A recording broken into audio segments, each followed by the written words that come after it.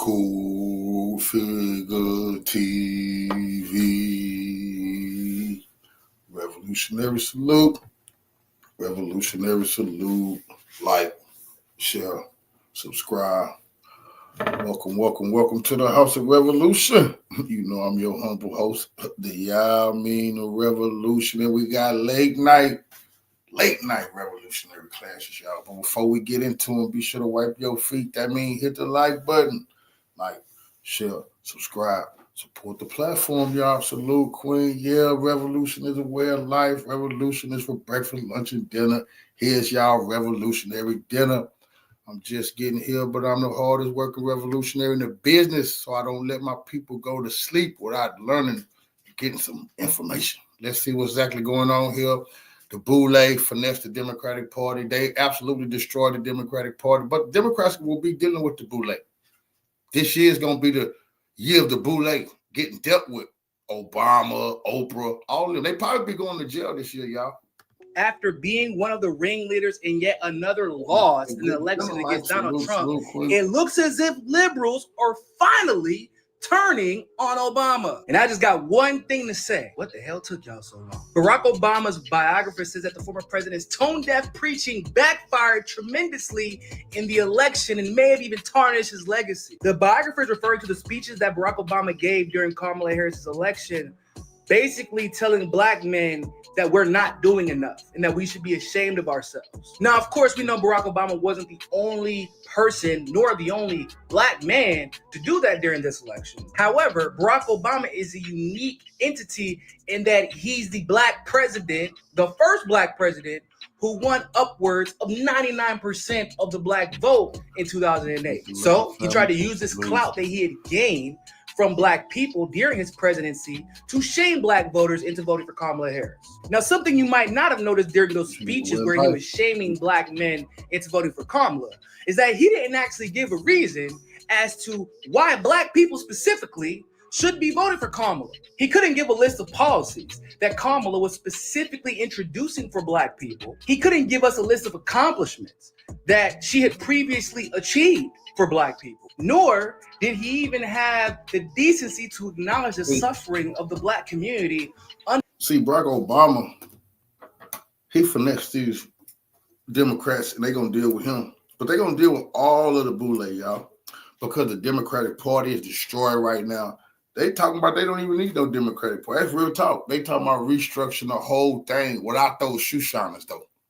We're going to get to that. Without them. A lot of media heads getting fired. Now, if they talk about firing big-time media people, you think they're not going to deal with the Boule who lied to them like Al Sharpton, finessed them, told them we wasn't telling them what we was telling them, that black people was okay with everything that was going on? That was a big lie, and it cost them everything.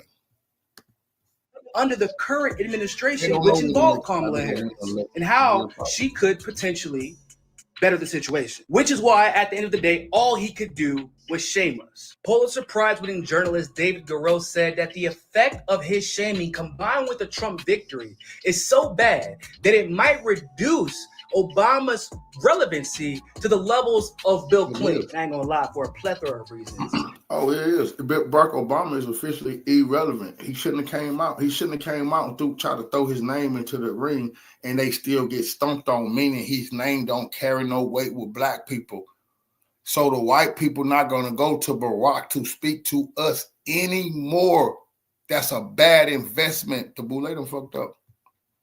I would not want my name associated with people Bill about Clinton money. It ain't a good dollar. It ain't a good if you Epstein, what I'm saying. So for those wondering why the Obama effect didn't work like it did with Joe Biden, Guardian contributor Osita Nwanevu puts it very plainly and eloquently for you guys. The long Obama era is over. Now, personally, I would have liked for the Obama era to be over whenever he overthrew Gaddafi and brought slavery back to Africa as a result. Personally, I would have liked for the Obama era to be over whenever he bailed out big businesses and left the working class to fend for themselves. You know, backward socialism. Personally, I would have liked for that era to have ended when he decided to bomb 7 different countries for shits and giggles after receiving a Nobel Peace Prize. But hey, at least we finally got here, even though it took a little bit to arrive.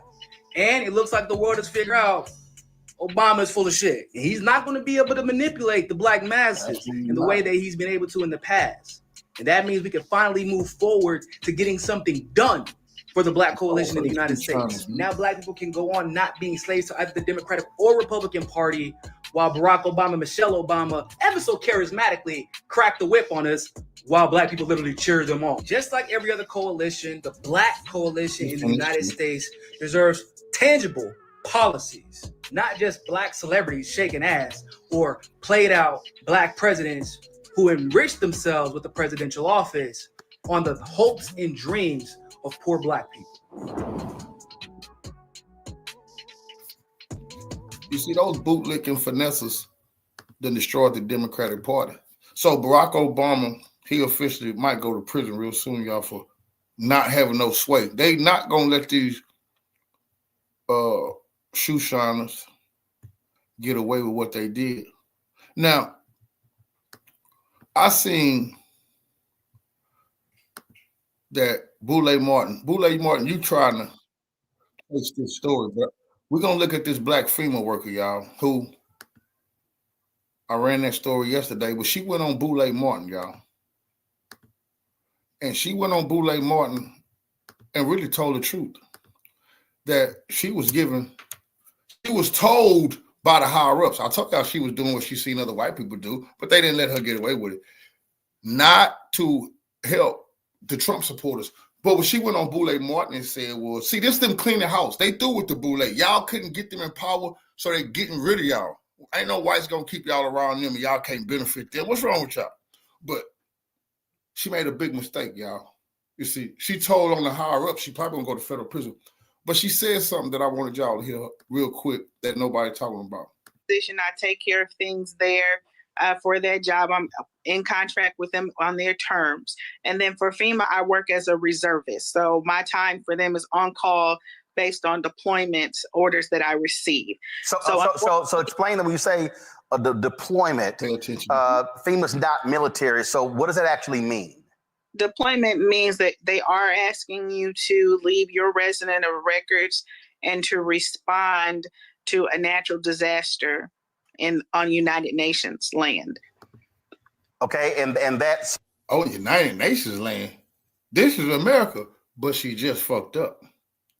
You see, United Nations. See, only the white conservatives be talking about that. Black people not supposed to be talking about that. That the UN got their people on our land doing shit that got to do with the world and not just America. You see what I'm saying? She just gave up the play that FEMA was running something and the United Nations was in on it. Y'all heard what she said? Nobody else is talking about. When I heard her say that, I said, oh shit, we're going to get that on record. Lady, you just gave up that FEMA is doing something underhanded with the United Nations. Oh yeah? What the hell the United Nations doing? Oh, are they behind causing those natural disasters, man? Not military. So what does that actually mean? Deployment means that they are asking you to leave your resident of records and to respond to a natural disaster on United Nations land. This is not the United Nations land, ma'am. This is America. But I'm glad that you told us that y'all considering this the United Nations land. That's why the conservatives and whites be so pissed, because they know what's going on, that one world government BS. And she just talked about it. They're going to get rid of her real soon. But we're going to take a look at that story. But I needed y'all to hear what that lady just said. You know, when it's United Nations land, then such and such go on. Ma'am, this is the United States of America. Who the hell told you this is the United Nations land? You see, she a supervisor, so she know what's in that paperwork. But something will happen to her real soon. A natural disaster, what FEMA is warning about. The only person making an accusation that people are not getting what they've asked for is Trump, falsely claiming that the administration is withholding resources because of political affiliation. That is just not true. Hurricane Milton victims in Florida may have been denied help for being Trump supporters. A FEMA official has now been fired for telling relief workers to bypass homes with Trump vans campaign signs. They then turn around and go, see, FEMA's not coming to help you because it's a Republican area. And then people go, see, no, not see. You've got to see for the First time in your life if you're MAGA. Donald Trump is a con man using you as his mark. Donald Trump's a ridiculous, pathetic liar. Well, the Federal Emergency Management Agency is facing major backlash after confirming reports that a supervisor ordered disaster relief workers to avoid homes with Trump yard signs. What would you say to people propagating misinformation about the emergency response to these storms? Stop politicizing FEMA. Elon Musk is hopping about the country, spewing and tweeting political falsehoods and attacking FEMA while claiming his desire to help the hurricane victims with free Starlink access to the internet. Donald Trump is literally putting lives at risk right now. If you can't trust FEMA and trust basic weather reports, for example, which he's questioned in the past. Elon Musk, the richest man in the world and top Trump ally, has also pushed lies about the hurricane to his millions of followers on the social media platform he owns. Boy, oh boy, oh boy, oh boy, oh boy. It seems as if another right-wing conspiracy theory has turned out to be correct, because nowadays conspiracy theories, or particularly conspiracy theories that come from the right, that come from conservatives, that come from Republicans, they're just delayed facts. Okay, the liberal media says no, you guys are just making things up. There's no evidence of such and such and such and such and such, until basically down the line the so-called conspiracy theories are proven to be correct. Okay, and the so-called facts from the mainstream liberal media are just delayed conspiracy theories, right? The facts from the media are actually the conspiracy theories. And that leads me to this story right here. That is a prime example of what I'm talking about, because once again, we have a right-wing conspiracy that has turned out to be a fact, which is that FEMA was systemically discriminating against Trump supporters, which we now know is a fact. They were discriminating against Trump supporters. The initial story that broke that proved this to be correct was a woke employee who got fired for telling her subordinates, the aid workers on the ground, hey, those houses with Trump signs, skip those, right? Don't help out those people, okay? And this was all confirmed via text message. We saw the messages. We saw what they were telling the workers.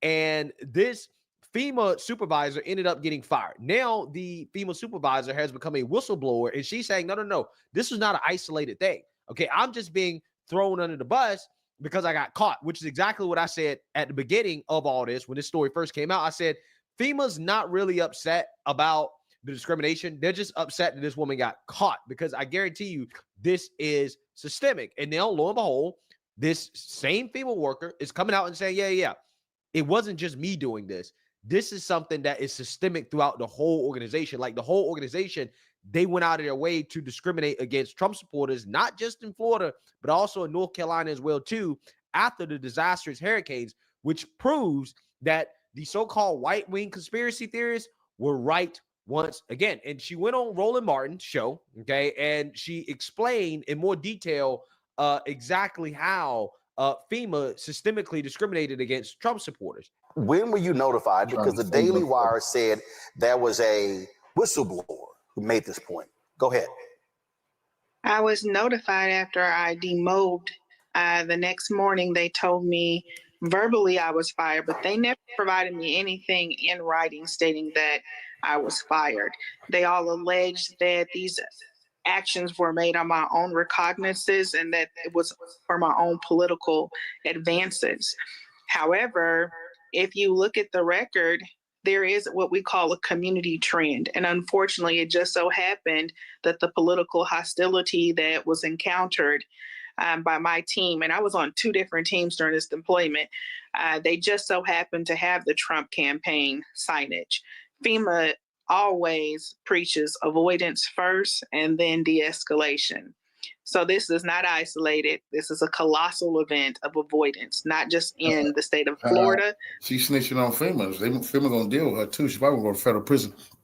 She's snitching on FEMA. Say, hey, I just was doing what they told me to do. We not. See, they trying to say Trump supporters are hostile. So you saying you can't help them because you're saying that they're hostile.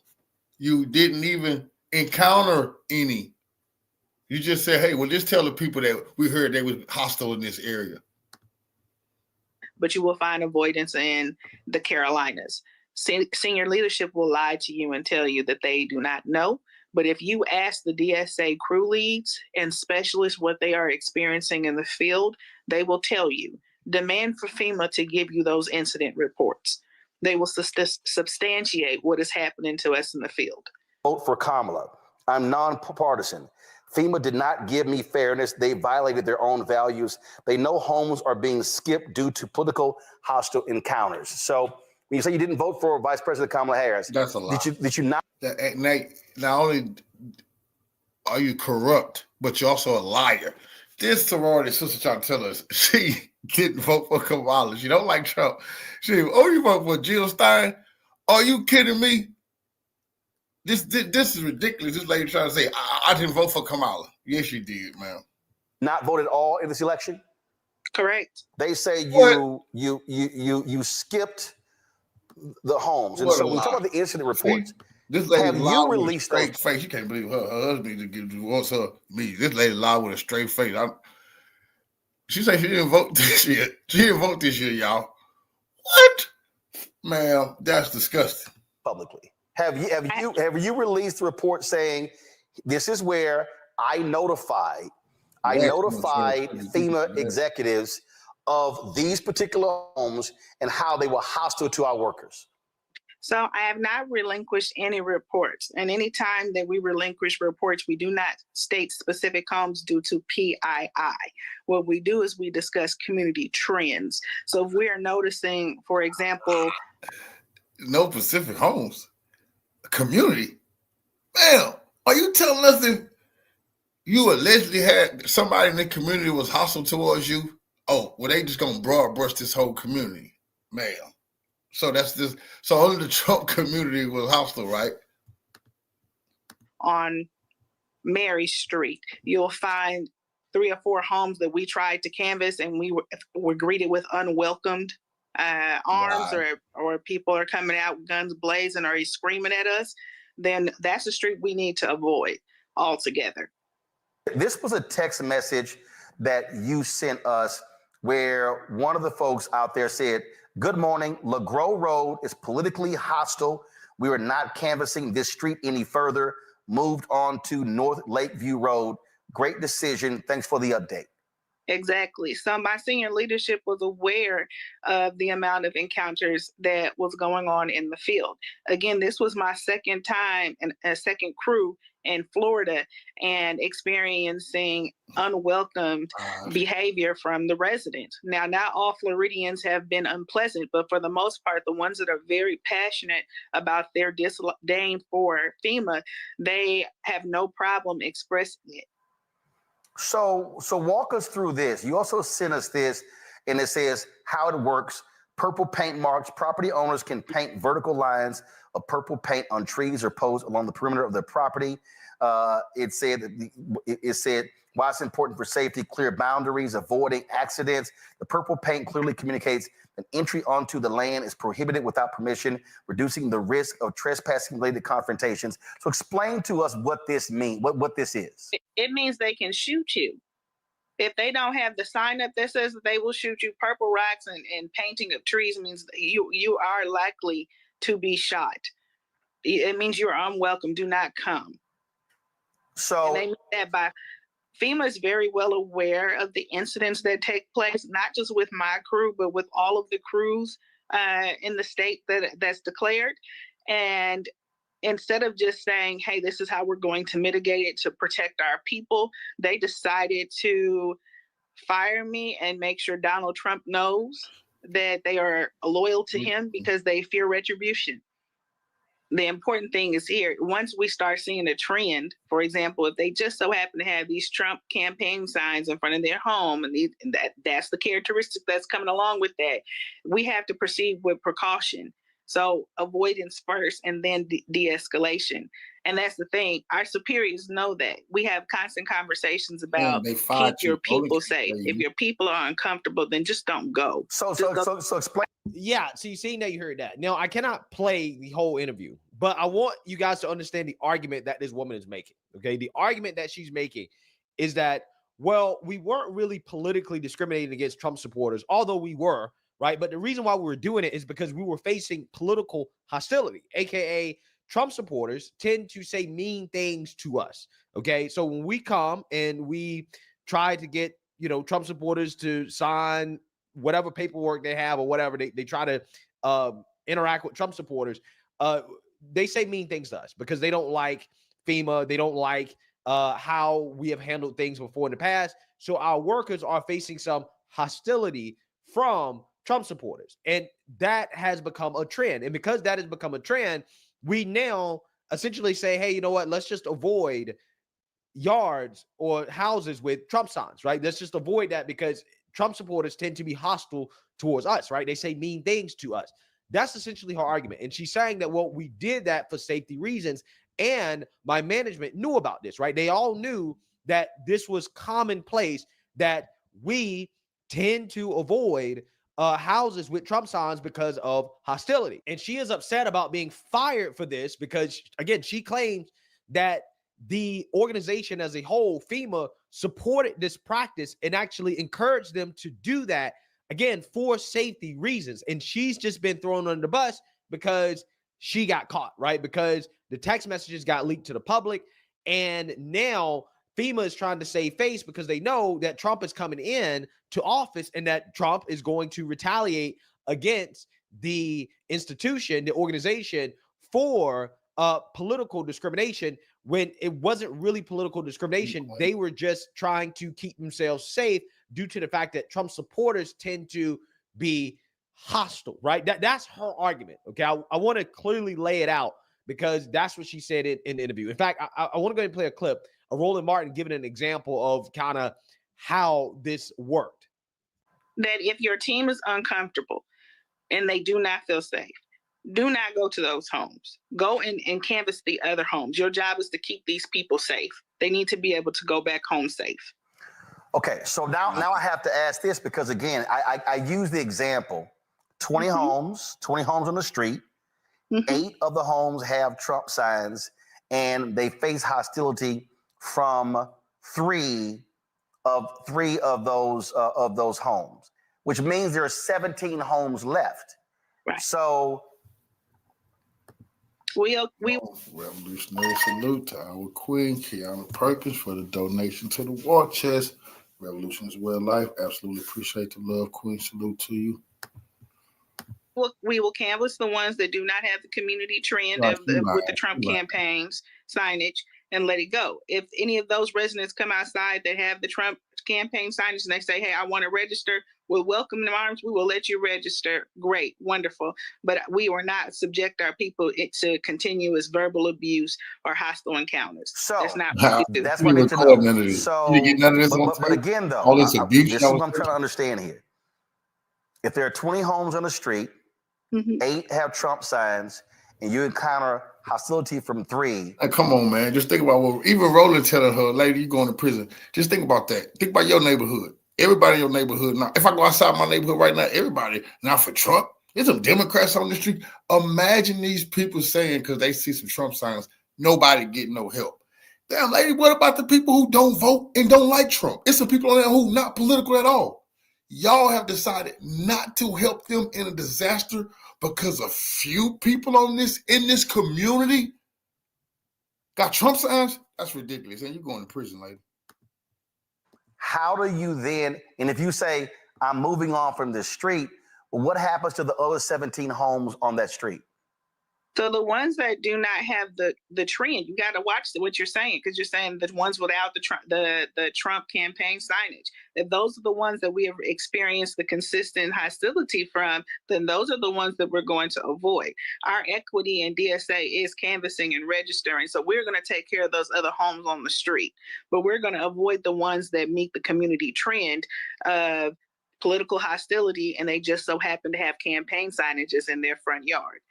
So there are examples as well of individuals where there were no Trump signs, there were no Harris Biden signs, there are no signs at all, and your teams face hostility, and y'all made the exact same decision to move on.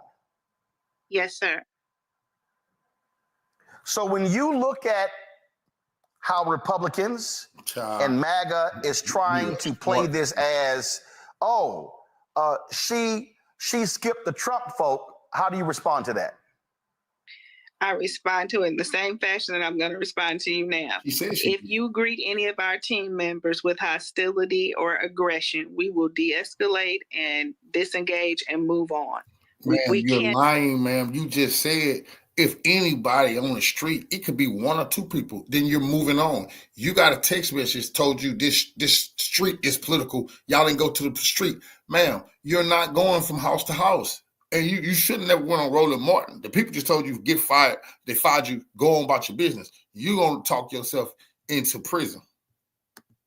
Cannot take that risk to deal with that type of behavior. Yeah, so you see that, you heard that. Now, clearly, Roly-Poly Martin here is trying to spin this interview, her responses as some type of, see, this is not political discrimination. She was just trying to protect her workers. And if there was a Harris Wall sign, if there was no sign at all, they would do the exact same thing. And it's like, no, Roland, that's not what she said. And that's not what she outlined. It was not the exact same thing. What she made clear was that based off of her experience, she's saying that people with Trump signs tended to be more hostile than people with Harris Wall signs or no signs at all. Now, if anybody showed hostility, then they decided not to engage. However, when it came to the Trump signs, they decided to make it a so-called trend to justify skipping all Trump supporters. Anybody that clearly was a Trump supporter, they would skip. Now, she didn't say that they established that trend with people who don't have yard signs or who have Harris Wall signs. That's not what she said. She just said that anybody that shows them hostility, they avoid. However, the difference. Listen, that lady lying. That's like if FEMA came by my house after the latest storm, and I'm upset. I don't got no Trump signs outside. I'm just a normal citizen that's pissed off. They know they was targeting Trump people. She got caught. She the boule. She the first boule victim to get their head chopped off and get thrown overboard by the liberals.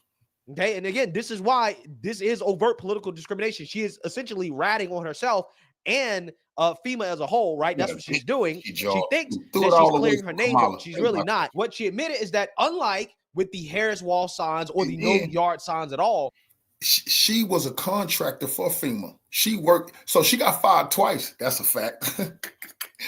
FEMA fired her, and then the people that she worked for, she was a contractor, supervisor for one job who get contracted with FEMA, you know. So she got double canned, all for her sorority sister. And then she said she didn't vote. Man, what a joke. You lying. They preemptively skip people with Trump signs, okay? Regardless of whether or not they were hostile towards them, they say, well, they have a Trump sign. We think it's a good chance they're going to be hostile, so therefore we're just not going to engage. And it's like, no, you can't do that, right? That is 100% unacceptable. First and foremost, I'm not saying that they don't face hostility when trying to engage some people who may be Trump supporters, right? I'm not saying that doesn't happen. However, that does not justify skipping everybody who has a Trump sign in their yard. That is not okay. That is political discrimination. It doesn't matter if there's a so-called trend or you feel like Trump supporters tend to be hostile. That doesn't matter because every Trump supporter is not hostile. There are Trump supporters out there that do want to aid, that do want to help, that need to help. And you should not be skipping people based off political affiliation. You should not do that. Okay? Now, they're using the whole hostility thing as justification for establishing a system in which they systemically discriminated against Trump supporters. That's what she's doing, and that is not right. That is not right, okay? I understand, again, there are some people that are hostile, but as she admitted, hey, there are people with Harris Wall signs in their yards that are hostile. Did they establish a trend where they said, no, let's just skip all Harris Wall signs, right? Let's skip all Kamala Harris supporters. Or let's just skip everybody with no yard signs at all, right? No, of course she didn't do that, right? Of course, that's the difference. And if you can't tell the difference, then you're probably a little slow, which is probably what's going on with Roland Martin because, he thinks this is a gotcha. See, Trump supporters are violent and they're hostile. That's why they got skipped over. No, Roland. This is textbook discrimination because, again, let's change the situation here. If FEMA decided, hey, let's skip all black people because they tend to be hostile, do you think that would be okay? Do you think Roland Martin would be fine with this? Do you think that he would be saying, oh, see, this was justified because black people tend to be hostile?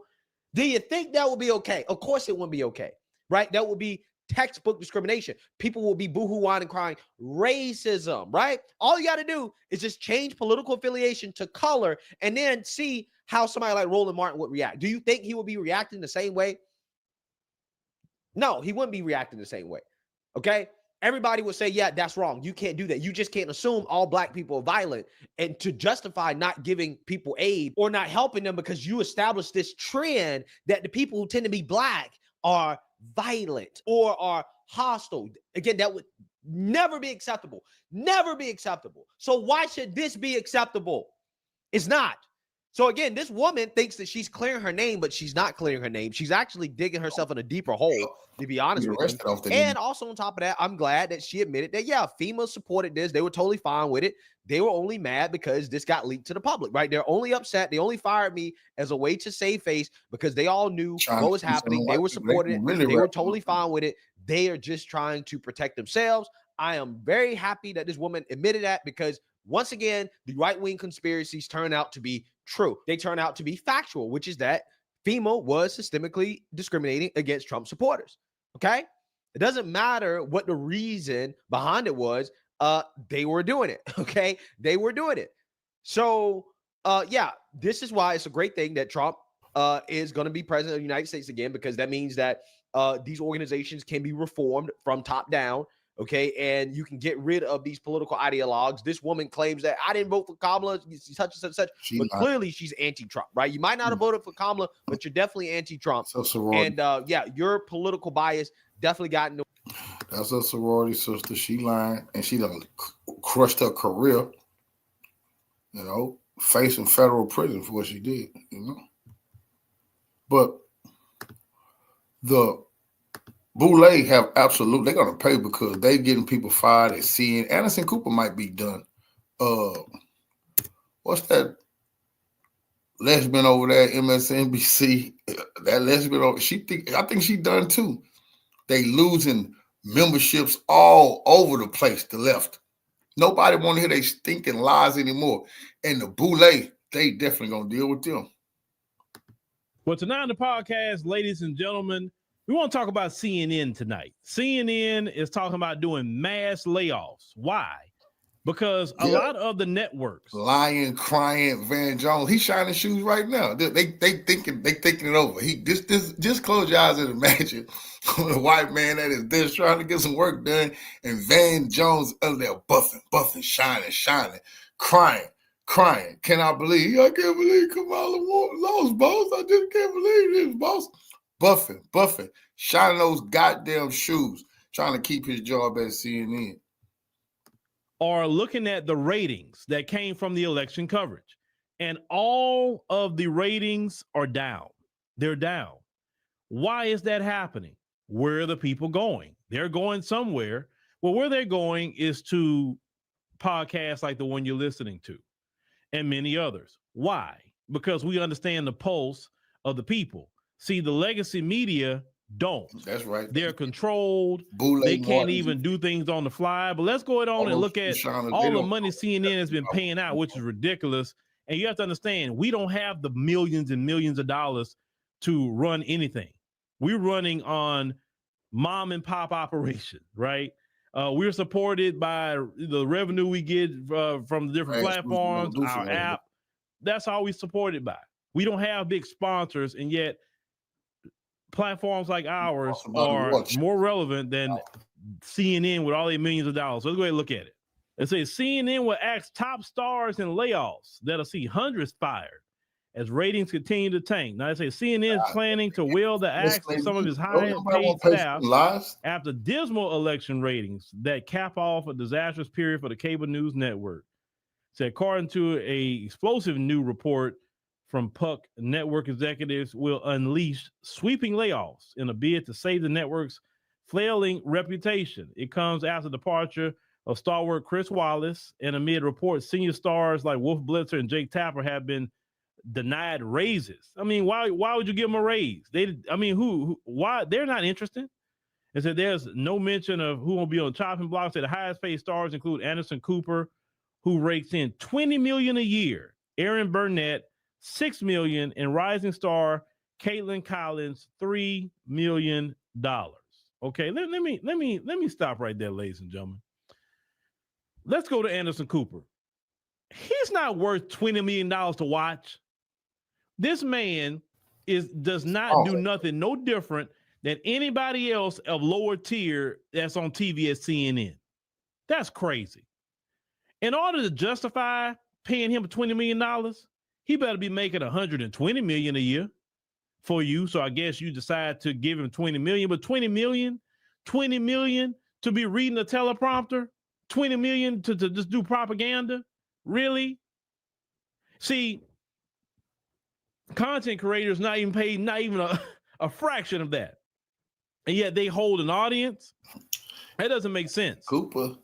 Now, if a person's getting paid, I think even, hey, if they get people is the Vanderbilts. See, the boy is tied to his people go way back, them small hats. You see, him, he not worried about that money. That boy got hundreds of millions in his offshore accounts. It's about him sitting there telling those lies, steering the conversation, which they're losing power because of the alternative media. But that's why they sat him there. Operation Mockingbird, the CIA, they needed him there. That's why he getting paid the most to be there. He is only valuable enough to push Zionist propaganda. That's real talk. That's what Anderson Cooper is doing now. Getting paid $250,000, $300,000. No, that's great. $500,000, I think at the most would be okay. That's a lot, but hey, that's good, right? $500,000 a year, maybe some bonuses, but $20 million. Come on, man. No. So that's a problem in itself, right? And yet nobody watching them. Aaron Burnett, $6 million. That nobody watches that woman. Caitlin Collins. All those are small hats. Nobody watches her either. See? Why are y'all scratching your head now? See, y'all thought that we pay all this money and these people can control the propaganda and get, because they all pro-Democrat, get these Democrats elected. Everybody crashed and burned. Now they want to start cutting. And I heard MSNBC, Joy Reid's ratings is down 54%. So don't be surprised if Joy Reid get out of here, because I'm looking for that to happen. But let's go ahead and continue. So they say that in the next few months, it says CNN will implement another round of layoffs that will impact hundreds of employees across the organization. They said the reporter Dylan Briers wrote Friday. That's it, referencing CNN's recent 100-person layoff seen over the summer. They say the fresh round of firings, the insider said, will be more geared toward the production side of things. As a result, reporters and correspondents will be required to cover their slack. They said, describing how on-air workers will be asked to assume more responsibilities once handled by teams of producers and production assistants. They say redundant assignments will be nixed. They say various divisions will be reduced or even eliminated. Some on-air talent are also likely to be affected. They said sources who spoke to the reporter who worked at CNN for 3 years before founding Puck, they added how the looming layoffs are part of an overarching plan. It's one that puts a premium on the station's digital platforms. It said the man behind the CEO, Mark Thompson, it said the former New York Times boss brought in overhauled the network under its Warner Brothers Discovery parent. Now, it said the old BBC boss, filled the position left then by language leader Chris Licht. It said this past August. And since then, ratings have fallen more than 20%. So it just keep falling. Right. See, that's the problem. These news stations shouldn't be up there trying to make the most money. That means they could be bought and paid for and tell a bunch of goddamn lies. That's the damn problem, man. They bought and paid for and say anything for money. Talking about profits. That's the damn problem, man. Right. And people ain't gonna tell no truth. Now, they said on the Lick said the 10-year lasted a little over a year. The station fell from being the most watched cable news network on election nights to one of the least. It say in 2016, when it was headed by since ousted leader Jeff Zucker, it say it was the most watched network overall. It say a distinction that's now held by Fox News. It say at the time, CNN averaged 13.3 million viewers in prime time. I say now today is only 800,000. Okay. They talking about Fox News and all the stuff that, is going on. So basically, the mainstream media, right? The mainstream media is basically, on life support, right? And this the thing. Let me get back on camera. This is the thing. What's affecting the mainstream media is social media. Social media, you don't need big production budgets. Social media, the content creators can be more personable, can be themselves. They don't have to follow an agenda. They don't have to do any of that. They can just be, who they are, right? And understand that even on CNN, Dan Jones is talking about, oh, they need to regulate social media. So that's the thing. They can't beat you. So they want to regulate you and try to stop you that way. That's not going to work, Van Jones. It's not going to work because the Republicans already said they're going to go after that censorship stuff. They want to put some laws on the books to stop that censorship because all the Democrats want to do is censor. And no. People finally get a voice. People have a chance. A person like myself would never have a voice on American TV. I wouldn't. You know what I'm saying? So in order for people like myself and many others who would never have a voice or never have a chance to speak, but what it's saying is that the grassroots is winning the information war. That's basically what it is. The grassroots is winning. And the legacy media is being defeated constantly. And this is a good thing. We have the pulse of the people. We hear the people say, we live where the people live. We suffer the same thing the people suffer. Y'all don't. See, $20 million a year, and Anderson Cooper can't relate to a father or a mother trying to figure out about these groceries. He can't relate to that. He gets paid $20 million a year. But people like myself and many others can relate to that because we're not getting paid that kind of money. We live in no different than anybody else who's listening to us. So that's what makes us more relatable because we live in the same way. You understand? Now, CNN was smart. They'll fire all of them. I'm not talking about the behind the scenes people. I'm talking about get rid of all that talent you're paying the millions to. Well, they did this. And if you were smart, you would bring in these people who getting views, and you wouldn't have to even give them no millions of dollars. And let them do their thing. No propaganda. Say, hey, what stories you want to cover? You do you. Let's see how it works. That's the only way you do it. If I was ahead of CNN, that's what I would do. All these people running around here, they've been around so long. I don't care about them people. You're not bringing no ratings in here. So we need a fresh crop of people. It's just that simple. But CNN is about to start doing a lot of firing and laying off. But hey, the grassroots media is growing. It's growing every day. And I always say the more y'all support us here, the more we bring people in so we can continue to grow. Because I definitely would love to grow this thing much bigger. The hell with CNN, MSNBC, and all those news stations. Okay, all their people's real pissed right now. Let's see. Let's see. We know Kamala paid all those Boule Greek freaks. They finessed the people out of $1 billion. We know all about that type of shit. We're going to look back into that too, but let's do some more about what they say. People that make a lot of money off demonizing Trump. And I'm not saying Trump is not someone that you can criticize, but demonizing Trump and not giving the Democrats their fair due is a problem. Some people say I don't spend enough time dogging out Trump. I say why? The corporate media has been doing it for 10 years. 10 years. Same guy, one guy, 10 years. I'm talking about an entire party over here. But one of the most depressing things about it, because I know there's money attached to it and people want job security, what have you, it's people that you want to respect because by default, you're kind of supposed to if you're black. But they keep insulting your intelligence. They keep making themselves so disagreeable if they gotta get the work too. Because in order to be intellectually honest, you have to let the chips fall where they may. Ladies and gentlemen, I'm talking about Eddie Glide Jr.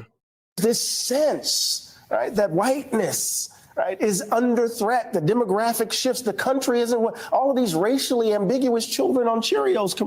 When I first heard this, when I first read across this clip, I thought this was 2020 or 2016 because he's using the same talking points from 2016 and 2015 and 2020. The talking points haven't changed.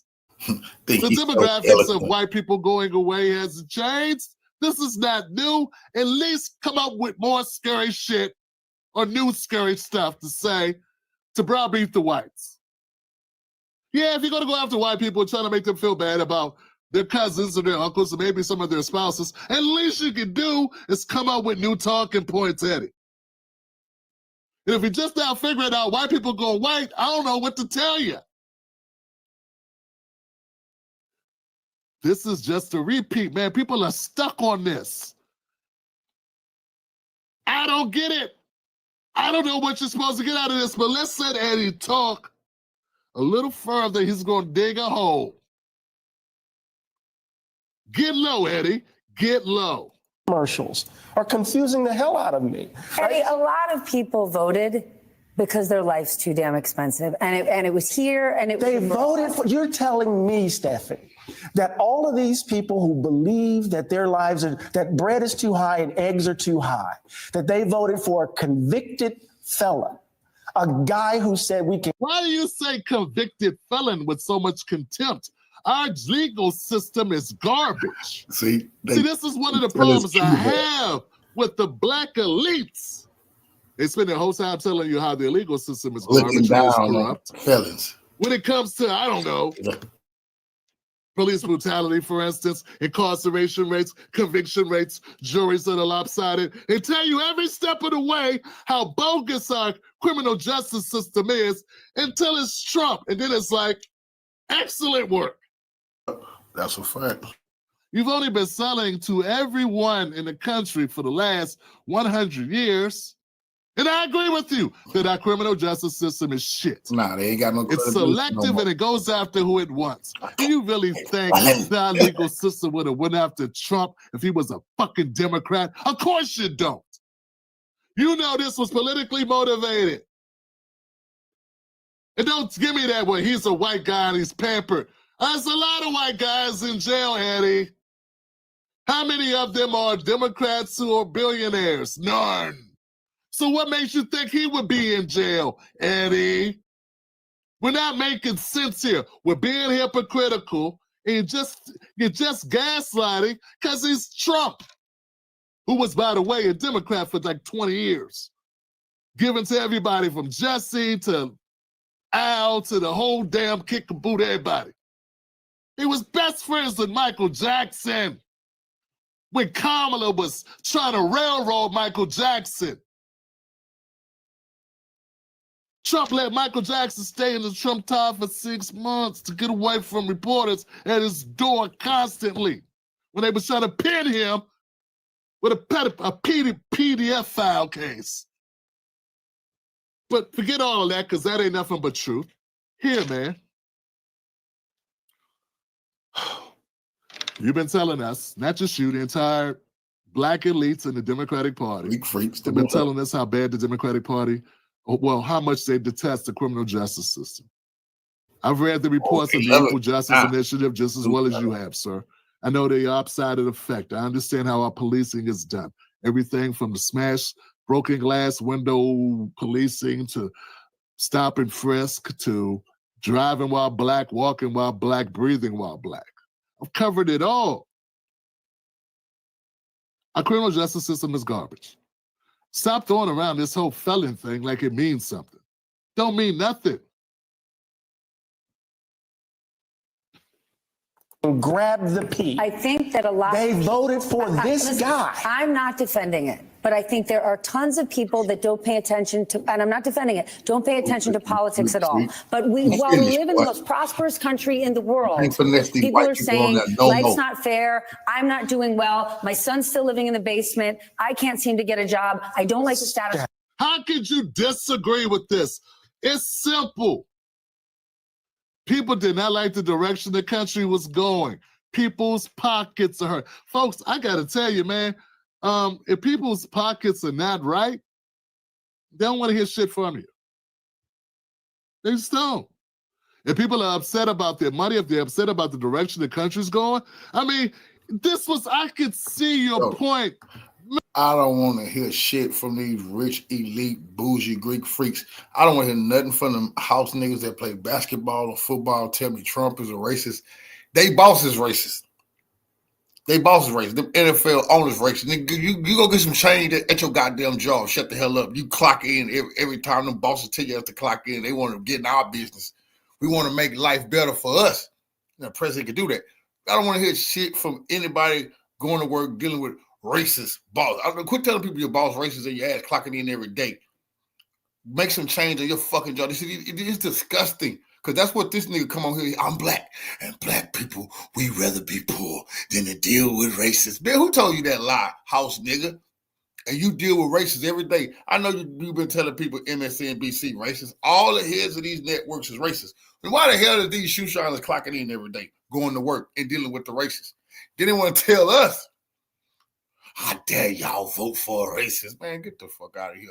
The gig is up, shoe shiners. Maybe if Trump did not win the popular vote, and maybe if he lost a swing state or two, white people have been running the country. Is Biden not white? I'm tired of this now. White people have been running the country all this time. You had one half black president. Now you wanted a half Indian president who sucked as a vice, everyone was saying that Kamala Harris was the worst decision Joe Biden ever made up until he dropped out. And then she became the new flavor of the month. And because people didn't choose her, and not just white people didn't choose her, Latinos didn't choose her, Asians didn't choose her, Native Americans didn't even choose this lady. She lost everything and everybody. Are you going to have any critique for the garbage? She lost the female vote. They need to look in the damn mirror. They need to leave us alone. And then the females, they need to just have it out. And just have their little war with one another because she lost the female vote. All that she lost because males is misogynist. Lady, you lost the female vote. Nobody wanted her. Which is the Democratic Party. And what about just the fact they're tired of Democrats? They wanted Biden out. No one was thinking about Kamala. The only reason why Kamala was even running is because Biden was thrown to the wolves because Biden sucked. I mean, I can understand your argument, maybe. If she'd have ran a primary, won a primary, that proved that people really wanted to rock with her. The Democrats didn't even want her. Now you're going to tell me the Democrats don't give a shit about party? The Democrats went and voted for Trump?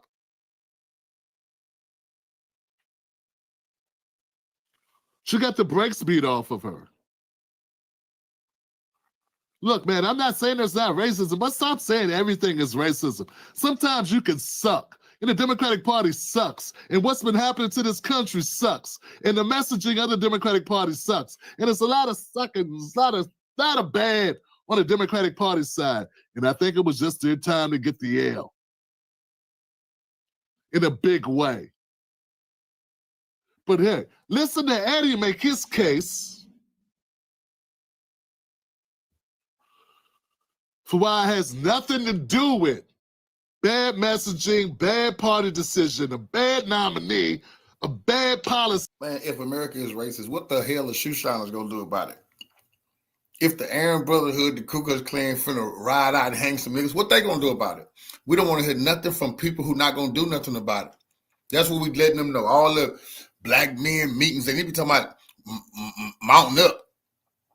We don't want to see them in another room with DL auditorium full of shoe shiners, put their fist in the air. They ain't gonna do shit. They talking about it's racism in America. Stop running to the news and make the news, nigga.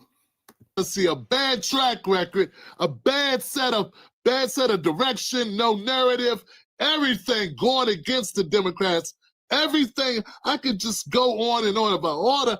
He's going to leave all of that out and go to one area, in one area only. It's going to be one focus for Eddie.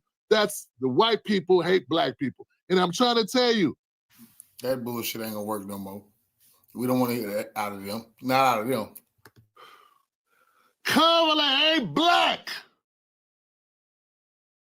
She's an elitist. She's worse. This is the worst candidate. And white people hate black people. What the hell that nigga doing up there at MSNBC? That cushy ass job he got. He a professor at a nice, good, cushy college. You see, we don't want to hear from niggas like him no more. Tell us about the hate for white people. Nah, I ain't buying it from no. The Boule, the Greek figures, they done, son. He up there trying to talk that revolutionary talk. Boy, please. We don't want to hear nothing from them type of people I've ever seen for president. Name a worse candidate for president. Name someone who performed worse. Name somebody in the worst situation, with the worst policies, with the worst track record, with the worst situation coming from it's unprecedented that you can have 100 days to fall on your face.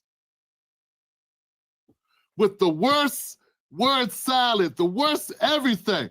This is not the one to make the statement about. You cheapen our arguments when you make a statement like this about Kamala Harris. I don't think it fits her. I don't think you can make it with her. She's a fucking prosecutor. We gave Hillary Clinton ginormous. You gave Hillary Clinton ginormous amounts of shit for saying super predator. Well, Kamala Harris was a super predator locker-upper, and you are sitting up here saying it's all about race. You were in the doghouse because you didn't support Hillary. You didn't support Hillary in 2019. I seen them chasing you and kicking your ass across Twitter. They've been kicking his ass across Twitter for 4 years. He's never been able to live down the fact he did not endorse Hillary. Well, it looks like you learned your lesson, because here you are endorsing her twin, her darker-hued younger twin.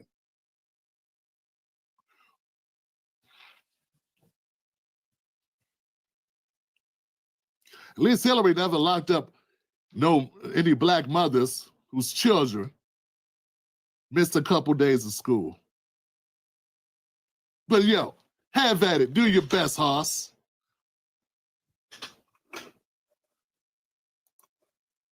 Well, I'm voting for something else, and I love you to life. I love you, but I do not believe that.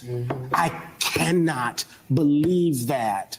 And the reason I think you believe it is because you don't want to believe that that's what's really motivating them. It's always the case. People don't want to believe what the country actually is. Because I believe what it is. I just think this is not the case for Kamala Harris. It's not the case for this Princeton University professor to be up there pretending like he's fighting that good revolutionary fight. Nigga, please. Please. Boy, please. You don't win it straight, you Greek freak. Why don't you understand that we don't want to transition babies? Why can't you get that through your head? We didn't want tampons in boys' bathrooms. What don't you understand about that, Eddie? You have finessed the hell out of those white people up there, made a nice living on for it. That's over, boy. That's over. You're done. I think no one's been able to make a true case for her candidacy. If you can't make an argument, an eloquent, profound argument why someone should be president, in my book, they got no reason being president. What is the profound? The only case that you have for Kamala winning is you hate Trump. That's a great case as long as enough people hate him. But once you go too far, you ever see somebody getting their ass kicked or getting beat up? You walk up, you see them getting beat up, and you don't know exactly how it started, but someone's getting their ass kicked. That person is Trump. And people felt like, hey, get off him. Stop hitting him with the stick. That's what the Democrats have done. They created this by beating up on a guy even when he was out of office. It's worse than that.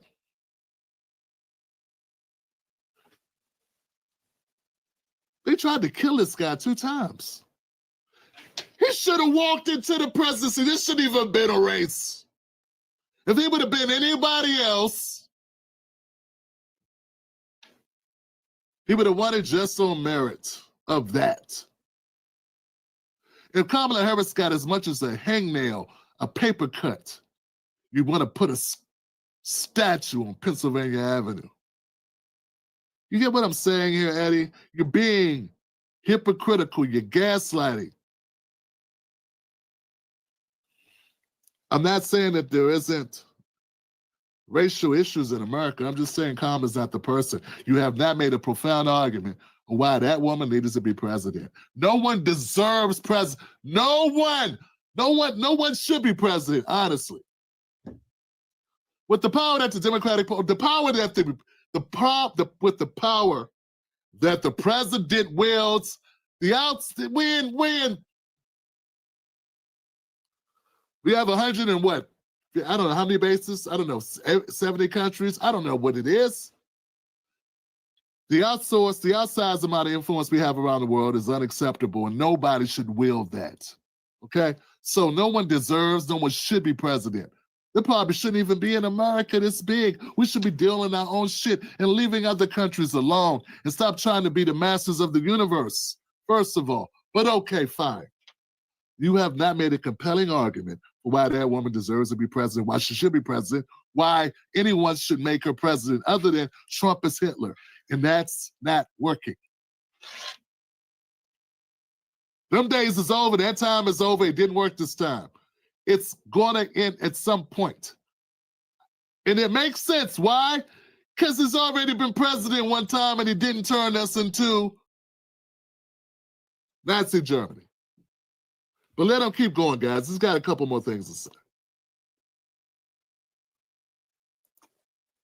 Case people don't want to believe what the country actually is, because if they believe it, they're going to have to confront what's in them. I don't believe that.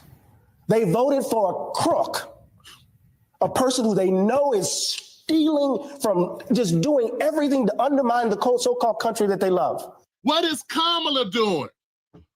See, once again, why can't you make the argument of what they would be voting for if they voted for Kamala? You make my points for me, sir. You're up here asserting how wrong people were for voting for Trump. You're not giving them anything to vote for. You're not even saying a damn thing about what Kamala brings to the table. What would they have been voting for in Kamala?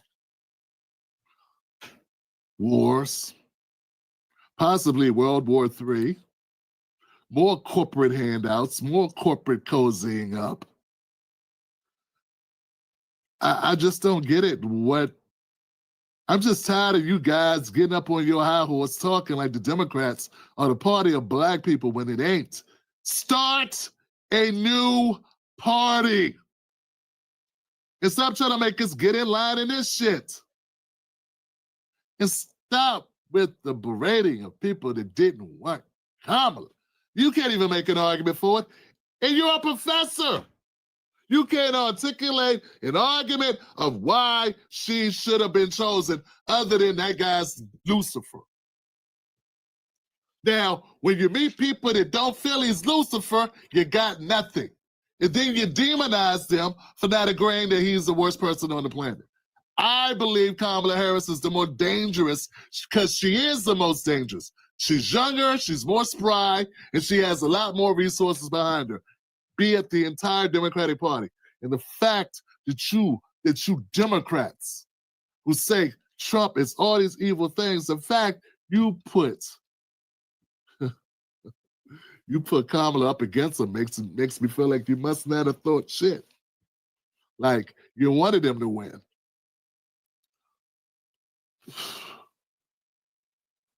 Putting Kamala Harris up against Trump is like putting Jake Paul up against Mike Tyson. You'll be lucky. She was lucky to leave out on her own feet.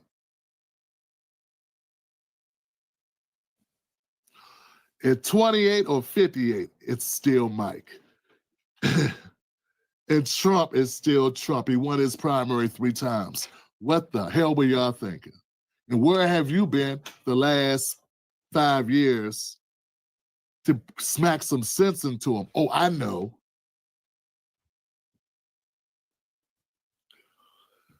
Being good and staying in line with the Democrats. So look, let him finish. I'm almost done with this, but let him finish up. And then they're telling us the BS that it's economics. We know that's not true. He's done. Eddie God, I'm disappointed in you, sir. Just because you speak well doesn't mean you're saying shit. You talk eloquently, and I will give that to you. I wish I had your eloquence. But I do not wish and never hope to have your sensibility. There was nothing about Kamala that's worth splitting up families.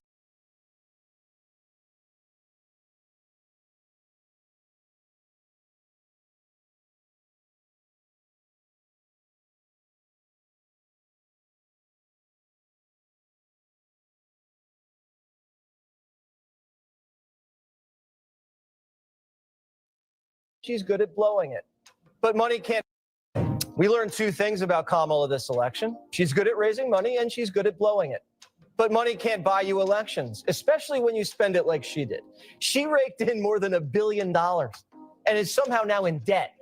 The Washington Examiner dug through her financial statements and gave us a good clue why. Kamala's campaign was getting whacked like a piñata while D.C. leeches hoovered up all the cash. She spent over $50 million on payroll. Trump's campaign spent less than 10. Another 12 million went to consultants, and 20 million went to their little concerts with Lady Gaga, Katy Perry, Christina Aguilera, John Bon Jovi, remember him? They even had to cancel a performance by Alanis Morissette because they were running low on cash. Isn't that ironic? Campaign insiders are mad at the bosses for wasting donor money on concerts instead of ads about, the economy. Quote, they said they were spending to zero. I guess they overshot zero. Ads would have gone a lot further than the pricey celebrity endorsements. One campaign source said people were concerned about their own financial issues, not Oprah telling them America won't exist. But it worked out nicely for Oprah. She got her friend Kamala to pay her $1 million to interview her in September. $1 million. That's crazy. Now, if she thought she was saving... That's crazy. She paid Oprah $1 million to interview her and make it seem like she was getting an endorsement. That's a finesse. That wasn't no damn endorsement. You paid that lady $1 million. That's crazy. That's how disgustingly out of touch Kamala is. That's why they got beat and humiliated like that. And you see why D.L. Hughley them coming out, Steve Harvey them. You see why them Plies them. Man, people been getting rich. Democracy, she should have done it for free. Kamala scared donors by calling Trump a dictator, got $1 billion, then just gave it to her friends and blew the rest on being a diva. Kamala went on a podcast, remember Call Her Daddy? But she didn't want to go to their studio in LA.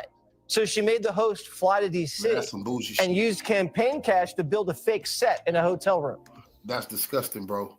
They're going to show you she out of touch with the people, bro. She wanted to seem like she was hip. So you want to do a podcast with the Call Her Daddy, but you don't even want to go to the people podcast. So you build a fake podcast in a hotel room for $100,000. You just finna use it for a little over an hour. That's that. You thought you do this lady finna be the president? People crazy. Look what the fuck she just did with that campaign. That's disgusting, man. She spent more than $100,000 to build it. That set. See it? 2 chairs, a coffee table, and a bookshelf. That's 6 figures. Now, we looked at the set. We probably could have done it for around $6,000. That's without labor. But where'd the rest of the money go? We don't know. So she's still trying to soak folks for cash. 24 hours after the election, on Wednesday, Democrats got a text from the campaign. Urgent. We need help. Donate now. Help with what? You lost. This is how she's going to spend her donors' dollars. Imagine what she would have done with our taxes. This is such a gross failure. All this money, $1 billion? Kamala's campaign got all of this money and they managed to spend it all, $20 million in debt. I don't know. Maybe she should take a look at that refund policy with those celebrities. That go to show you they knew she was going to lose, and they was trying to run that money all the way down before it's over. They knew she couldn't beat Trump, bro. That's why they was draining the account at an all-time high, so it wouldn't be nothing left on the books. That's real talk, bro. That's crazy. Who knows? Maybe they'll give her money back for all those high-priced endorsements that didn't influence anybody.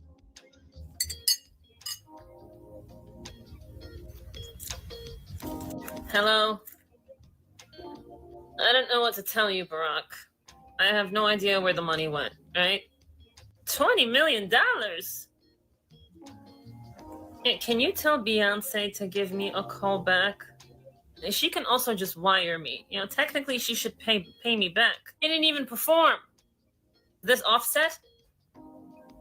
I thought you guys broke up. Can I talk to Cardi for a second? Hey, girl. Yeah, listen. So here's the thing. You know, I didn't get elected.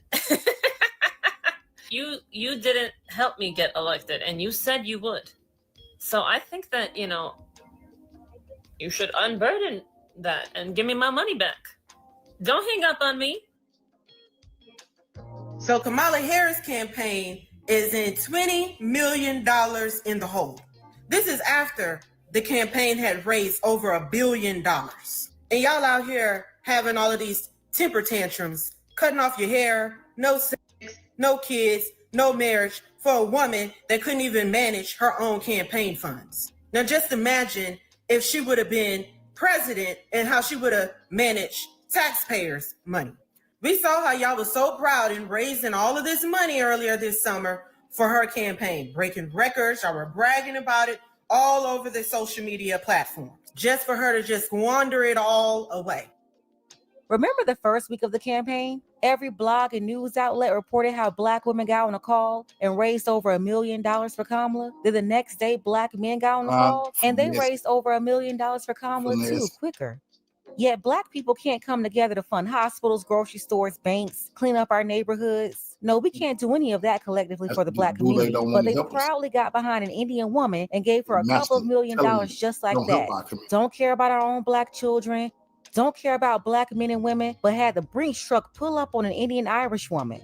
That's embarrassing, by the way, and at some point, we're going to have to address that. It's not the look y'all thought it was. And no, it wasn't Black celebrities. You have mostly everyday Black men and women and the middle class giving their money away to this Indian lady.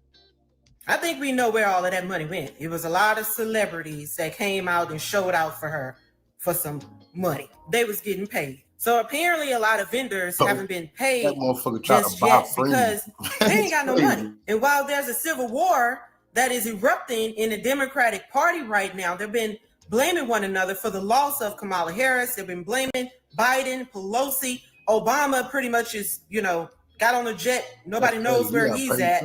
Hasn't said anything. Them people had to pay Trump to come out there and get some of that clout. She paying people. Now they got to pay Trump. He the hottest thing smoking. You Elon Musk them paying Trump. We talking about Joe Rogan them. They paying Trump. Nigga, Dana White. They pay Trump. They paying them people nothing.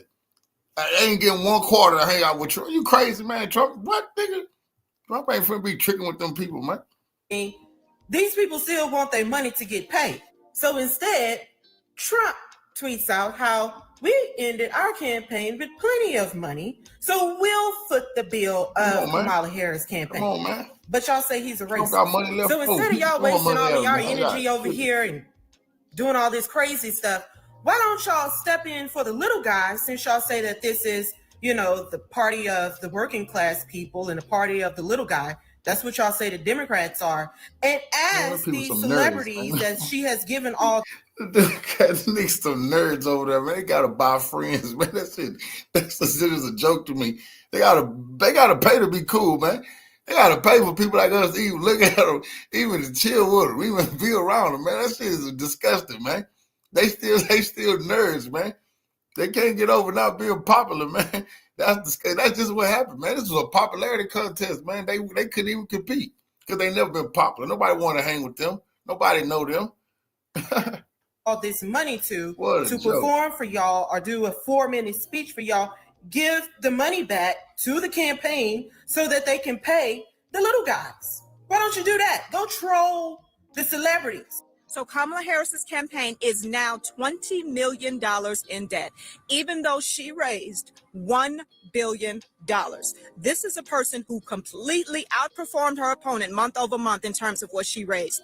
Forbes even said that she outperformed him by 5-1 when it came to last minute donors. But her campaign, even though they raised $1 billion, her campaign is now $20 million in debt.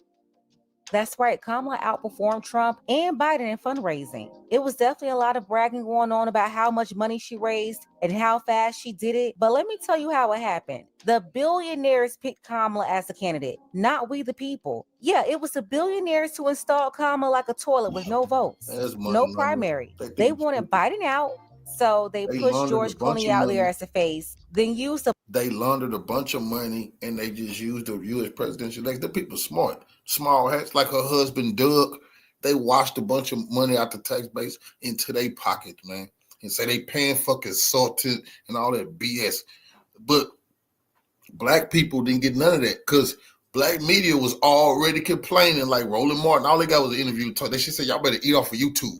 That's how y'all getting. I might stop by, get y'all an interview. Y'all got to eat off YouTube or something. But they didn't get no campaign money. Didn't go to black media. No, it went to her and Doug friends. It was a bunch of politicians from California to second the motion while they withheld their money from Biden and vowed not to give him any money. Pelosi, by the way, was behind this, but it's really the billionaires who made the decision. They had the money ready to go. They just didn't want to give it to Biden. So as soon as they successfully threw Biden out, they came in and deposited all the money into the Democrat bank, Kamala's campaign to be exact. So all the 8, 9, 10-figure investments came from those billionaires, and they're the ones who came up with most of the money. And let me tell you what's so diabolical about this. This lady talks about how she was going to help Americans buy homes. Meanwhile, she had the whole BlackRock in her pocket. Yeah, she had BlackRock executives advising her. We're talking about the same corporation and the people in that corporation behind purchasing thousands of homes in the Atlanta metro. About 20,000 homes in the metro controlled by these folks associated with BlackRock. But yeah, all the BlackRock guys, they backed Kamala. And that's also not a good look when these folks are suffocating everyday Americans out of homeownership. These are the folks she had advising her. And no, the Shade Room didn't report that. Roland Martin didn't report that. The Breakfast Club didn't even report it. And none of mainstream media. And side note, she paid so much money to the Shade Room. I wonder if they're going to give her the money back. She relied so heavily on multimillionaires and billionaires like Oprah Winfrey to come out and support her and endorse her that she didn't roll out policies sufficient enough for the American people. I cannot believe how disconnected with reality her campaign is and how delusional the Democratic Party is to think that people are going to ignore everything that they are experiencing, the high grocery bills, the high gas prices, all of those things they are experiencing. And because a billionaire like Oprah Winfrey or an actress like Julia Roberts tells you to vote for Kamala Harris, you're going to vote for Kamala Harris. I actually saw so many liberals getting super excited every time Kamala had a new celebrity endorsement. But we all know for a fact that these celebrity endorsements are not free. The only reason these celebrities like Magic Johnson, Oprah Winfrey, Beyonce, the only reason these celebrities took time out of their day to attend a rally and encourage us, the American people, to vote for Kamala Harris is because they have been paid, and it looks like they have been paid millions upon millions of dollars to do so. That's the only reason they did it. I don't even believe that some of the celebrities who endorse Kamala Harris are voting for Kamala Harris. Some of them are probably secret Trump supporters. They just get on stage and say they're voting for Kamala Harris just so they can collect a check. I don't know about anybody else, but I have never had a celebrity show up and pay my bills month after month. So I'm not going to take advice from a celebrity on who I should vote for. And it also makes me wonder about Kamala Harris's so-called middle-class background. Come from the middle class, and your mother had to save up to buy a house, all this stuff, and you can't manage $1 billion budget? Who voted for Kamala Harris, you should take comfort in knowing that this person will not be running the United States of America. Because in my opinion, to blow through $1 billion budget, and have a $20 million deficit is only due to gross incompetence. And before anybody asks about Donald Trump's campaign, I can pretty much guarantee you this. If his campaign had a $20 million deficit, people would be talking about it. I literally think y'all don't even fathom like how much $1 billion is and how like financially irresponsible you have to be to blow $1 billion on nothing. Okay, $1 billion, like just to conceptualize, $1 billion is 1,000 millions, a million thousands. You could essentially pay your rent for more than 83,000 years if your rent was $1,000. The average person could not spend $1 billion in a lifetime. It is just so disappointing that this is the person that y'all wanted to be president, and she couldn't even figure out how to spend the money for her campaign. Like, she essentially burnt the money. Thank God she didn't win. See this right here? Kamala Harris' campaign struggles with $20 million debt, unable to pay staff and vendors. This is the result of turning campaign rallies into concerts, something that I've been talking about since she began running. This is the result of trying to entertain people out of their vote, as opposed to giving them sound policies that will benefit them. So you bring out Cardi B, J-Lo, Megan Thee Stallion, Lizzo, Glorilla, Beyonce, Oprah, Cedric the Entertainer. I mean, what is this, like the biggest hip hop and R&B / comedy show ever? Do nothing. And the goal was to do exactly what the Democrats always do. Go after the black female vote, which they won, but they just lost everybody else. Oh, God. Okay, let me gather myself. I mean, based upon ROI, return on investment, and you were going after the black female vote, you actually got the return because they voted upwards of 90-something percent. But the rest of America rejected you. And that's how Donald Trump ended up back in the White House, winning by 312 electoral votes. I don't know if y'all heard, but Kamala Harris is $20 million in debt. She raised $1 billion in her campaign, yet she still finds herself with $20 million in debt. Donald Trump is offering to help pay down that debt because his campaign had money left over. That's what he is intending to do. Now, I do have a few other options that might be helpful for Kamala during this difficult time. Option 1, we can send her $750. Option 2, we can collect all the money possible to help and then send it to Ukraine. And my last option would just be, hear her out, see what she has to say about how this could have possibly happened, the mismanage of all this money, and then just tell her how we grew up in a middle-class family and we really liked the lawns of all of our neighbors. That might be helpful.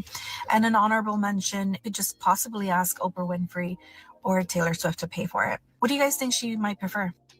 The truth is, Trump helped a lot of them over the years. When he was a Democrat, he donated money to all these people, from Chucky Schumer to the Clintons. Who do you think funded Jesse Jackson's campaign when he ran for president in the 80s? It was Donald Trump. So he's given lots of money to Democrat candidates before, but at this point, it will be out of order. They're literally his ops. These people try to take his name in his life in so many ways. I don't think he should give them a penny. So let's hope he's just trolling. Think about it. The billionaire class came together. They gave Kamala all that money. She raised 2 to 3 times more than him. And she's in a deficit while he's got money left over. And once again, this woman, she's got to be rescued. Somebody please tell me how this woman was supposed to save the country when she couldn't even save herself. Every level she made it to in life was off the backs of well-to-do men. And even on her way out, it's well-to-do men that's going to have to put the cape on for her and dig her out of this mess. Because we already know these silly feminists, they're not about to foot the $20 million bill. Let's go ahead and get the conversation started.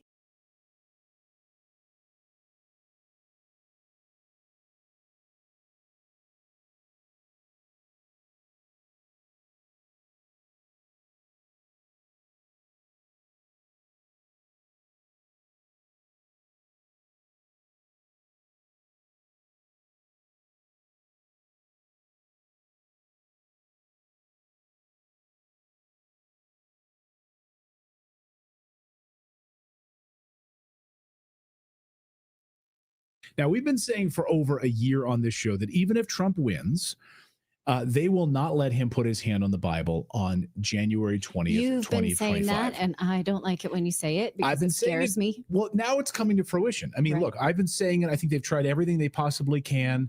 Well, let's try to shoot him multiple times. Let's try to indict him. Let's try to throw him in prison. All right, now we'll try the election. That didn't work. That was a colossal failure. Now that he's won in a landslide victory, what are they going to do next? Well, the Democrats in the deep state are going to do everything in their power to keep Trump from being inaugurated on January 20th. We'll come back to the 14th Amendment piece of this in a second, but first, the other plan. This is amazing. Will this happen before Thanksgiving? Kamala Harris should be the first female president of the United States before Trump takes over, says a former Harris aide. You guys, that happened on Veep. That's exactly what happened. Is she gets an interim presidency and loses the election and doesn't get a full term. I can't with this. It's unbelievable, the idea that, and look, I have a running bet with a high-ranking member of an administration. I am not going to name names here. We have a steak dinner bet, and I said, will President Biden step down, resign the office of the presidency, and install Kamala Harris as president of the United States? He says no. I say yes. I told him how I want my steaks cooked. And because I think we're getting very, very close to this actually happening. Why do you think he would do this, Clayton? He clearly hates her. Well, there are a couple of reasons why he would do this. This would, in many ways, to try to cement his legacy, which is now foundering, and he will go down as the worst president in American history. Could he be the president that actually brings in the first female president of the United States? Would he be able to do that? He steps aside. The election didn't go this way. He becomes the first president to basically hand it over to a woman. He's the ultimate feminist. I don't think that's the flex that you think it is. For liberals, it is. Exactly, because you're installing what, a lame duck? Your first female president is a lame duck for what, weeks? Like, I mean, months. Well, that's the thing. Months, but possibly not. So that's the key, right? She becomes president, but possibly beyond January 20th after Inauguration Day. So all of these pieces are coming together. But here is this Harris aide floating this idea, and this is coming from multiple people now. CNN putting out this idea. Watch. He is looking for. That is my question. I'll start with you. Joe Biden's been a phenomenal president. He's lived up to so many of the promises he's made. There's one promise left that he could fulfill, being a transitional figure. He could resign the presidency in the next 30 days. Make Kamala Harris the president of the United States. Whoa. It would absolve her from being able to from having to oversee the January 6th transition, right, of her own defeat. They don't have no shame. It would make sure that it would dominate the news at a point where Democrats have to learn drama and transparency and doing things that the public want to see. Is the time. This is the moment for us to change the entire perspective of how Democrats. Okay, this has now jumped from an internet meme to a Sunday morning show. Jamal's out here right now. Congratulations. Season of House of Cards. I thought you were going to say, what about the Supreme Court? That's also out there. Well, the Supreme Court might happen. I don't know if it will, but I think this. Yeah. So it's not just an internet meme, because Democrats have been talking about this privately. And so somebody gave him some sort of marching orders. You're going to be on CNN on Sunday. You drop this. You drop this bomb. You start floating this bombshell out there. You'll recall this is exactly how it started when they started the coup against Biden to remove him from office. They started with the Sunday show Trickle. Democrats are quietly chattering behind the scenes. By the way, I've been hearing about this for months. That's the reason I have this running bet going right now, because this isn't just some internet meme. No, this is what's being floated. He should step aside by Democrats and allow her to become president of the United States. He said it. He said it. He did say it. Yeah. Can and you it imagine? Looked like he wasn't supposed to. Like they were like, oh wait, no, we're going to let people think that's crazy for a while. Yeah. Until it happens. And you're all absolutely. It seems theorists. Crazy to me. But it also seemed crazy to me when you said that Kamala Harris would take over the candidacy for the 2024. Remember when everyone mocked me for that? I did. Yeah. Well, you're an idiot, Clayton. Kamala Harris is going to be picked and put in there and not have to go through a nomination process. You're a conspiracy theorist, Clayton. You're an idiot. That doesn't mean you're not an idiot. I'm an idiot, but it happened. They want to do this because they want Trump to have to change his merch too, because he wouldn't be 47, he would be 48. It's like, how Right. petty. Dang. That little hyphen on the hat, 45-47, then it would be what, 45-48, if he's allowed to become president. Because he would just sell more then. It would be stupid. This is stupid. Yeah, exactly. Maybe I'm It's just like stupid. It's maybe frightening. I'm Go an agent ahead. of chaos, but I think that would be the only legitimate reason to do it, would just be to be petty and make somebody have to change all their merch. Like, Just like when Obama left. Yeah, just like when Clinton's team left and they took all the W's off the keyboards in the White House, you know, so George W. Bush's staff couldn't use the W's. Like, this is the pettiness of these people right now. But that's one piece of it, right? Will he step aside before Thanksgiving and install Kamala Harris? The other piece of this is much more concerning, and that is the use of the 14th Amendment. Of course, Democrats have been angling for this for quite a while. Let's just read through Section 3 of the 14th Amendment so you understand. No person shall be a senator or representative in Congress or elector of president, vice president, or hold any office, civil or military, under the United States or under any state who had previously taken an oath as a member of Congress or as an officer of the United States or as a member of any state legislature or as an executive or judicial officer of any state to support the Constitution of the United States shall have engaged in insurrection or rebellion against the same or given aid or comfort to the enemies thereof. But of course, Congress can sidestep that with a 2/3 of each house and remove that disability from that individual. Well, if Republicans, of course, don't have the majority in the House, they don't have that leverage. That's exactly what Democrats are trying to do. And of course, they've been laying the groundwork for the idea of trespassing on the Capitol building, insurrection for a long time. Nancy Pelosi on camera, playing right to the camera multiple times, calling it trespassing. Here she was on CNN doing it. And that's what this is all about. Secret Service said they have dissuaded him from coming to Capitol Hill. They told him they don't have the resources to protect him here.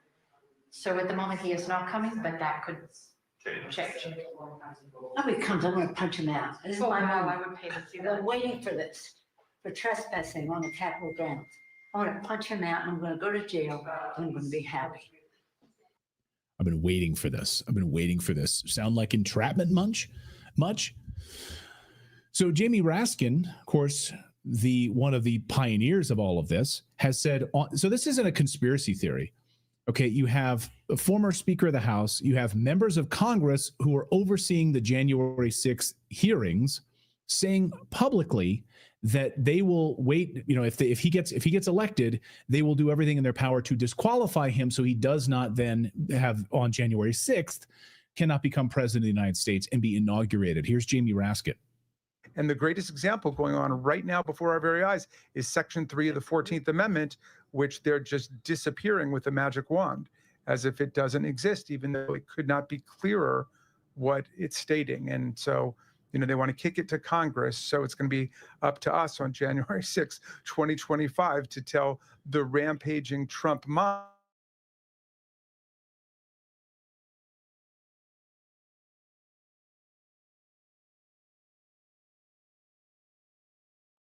conspiracy theory. That's a member of the House of Representatives saying this.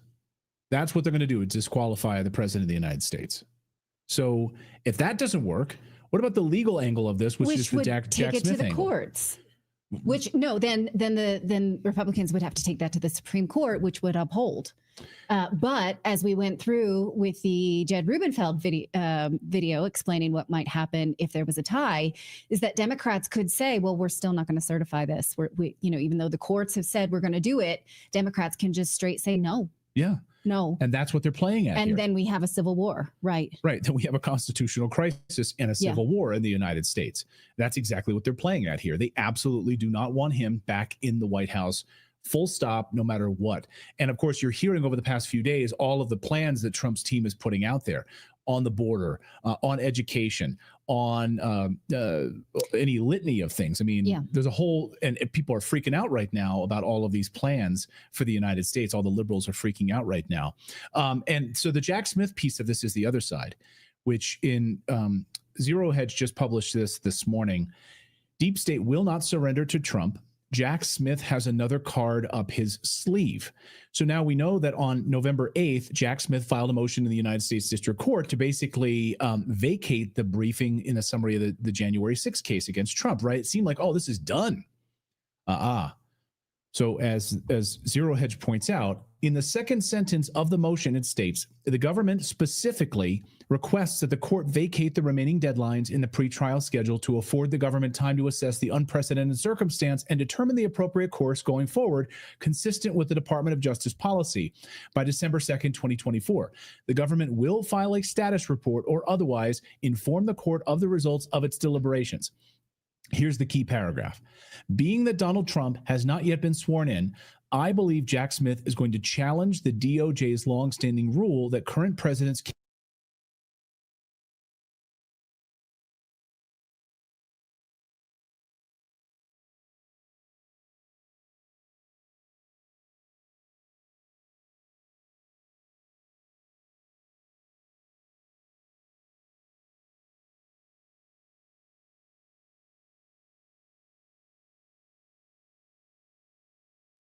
Let's see what Nico House thinks, political commentator, founder of MCSC Network. Nico, welcome back.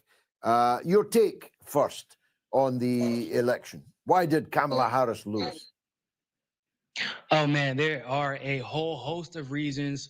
I think they can be boiled down to genocide in the economy and really how those two issues are kind of intertwined, right? We can all, I think everybody in the West has some idea that the actions being taken by the United States and NATO abroad are causing problems within the economy back at home.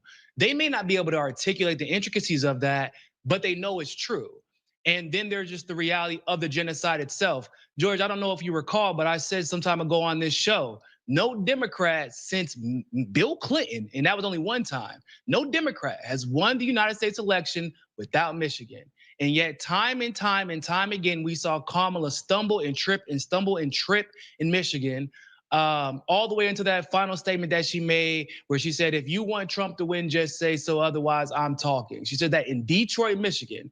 And so the Arab voters and the Muslim voters of Dearborn all came out and said, okay, cool. We don't want to make you a liar, so we'll literally vote for Trump to stop you from winning. And that was a tale of the tape as far as the election is concerned. I do echo the sentiments, however, of your last caller, where he said, who knows where we would be at if the Democrats would have won. And I believe that's the case for a whole host of reasons, because don't believe for a second that they didn't try to cheat. I don't believe that. I just believe that sometimes you could try to cheat and you still lose. And I believe that they're not unified. And that's why Kamala wasn't able to come away with the victory this time.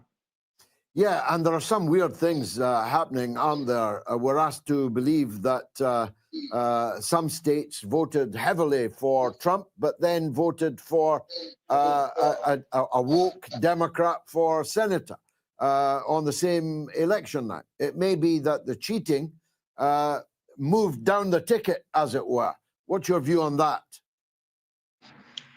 That's a possibility. Or there's also situations where in Missouri, for example, where Josh Hawley maintained his seat, Missouri legalized marijuana. They got rid of their pro-abortion ban. They raised the minimum wage to $15 per hour. So a bunch of progressive policies passed in a state that is deeply red. And so it could just be, it's not that people don't like progressive policies. It isn't that they didn't just like Kamala. It isn't that they're sexist. It isn't that they're racist. It's just that they don't like them. They don't like Democrats. They're done with them. They're done with the gaslighting. And then there's the point that a lot of people have made that I, of course, echo as well. Where the hell did those 20 million votes come from last election, and where did they go? And why were so many of them first-time voters, and all of a sudden they disappeared this election? I would like to believe it's the genocide that caused the disappearance of those votes, but I don't believe that. And during the pandemic, there were a lot of unique ways that you could have voted that didn't really have accountability or a chain of custody that couldn't be done this election. And I just find it weird that those votes appeared last election whenever the voting system was most vulnerable. And now they disappeared this election, and Trump won by a landslide with both the electoral and the popular vote. Yeah, there's only two possibilities about the missing votes. One is that they stayed home because Donald Trump got the same vote this time that he got in 2020. So they didn't go to Trump. He turned in the same vote both times. And they didn't go to anybody else. It's not that they went third party. So they either stayed home or they didn't exist in the first place. And I'm leaning heavily towards the latter. What about you? No, 100%. There is no way that anyone can believe our election system is legitimate. George, in Ohio, Jill Stein was moved at the last minute because they said that she didn't file, they lied at the end. They said it's because she put in a notice to withdraw. That wasn't true. What happened was they said that she declared her vice presidential candidate too late because the deadline was August 12th. She didn't declare it till August 19th.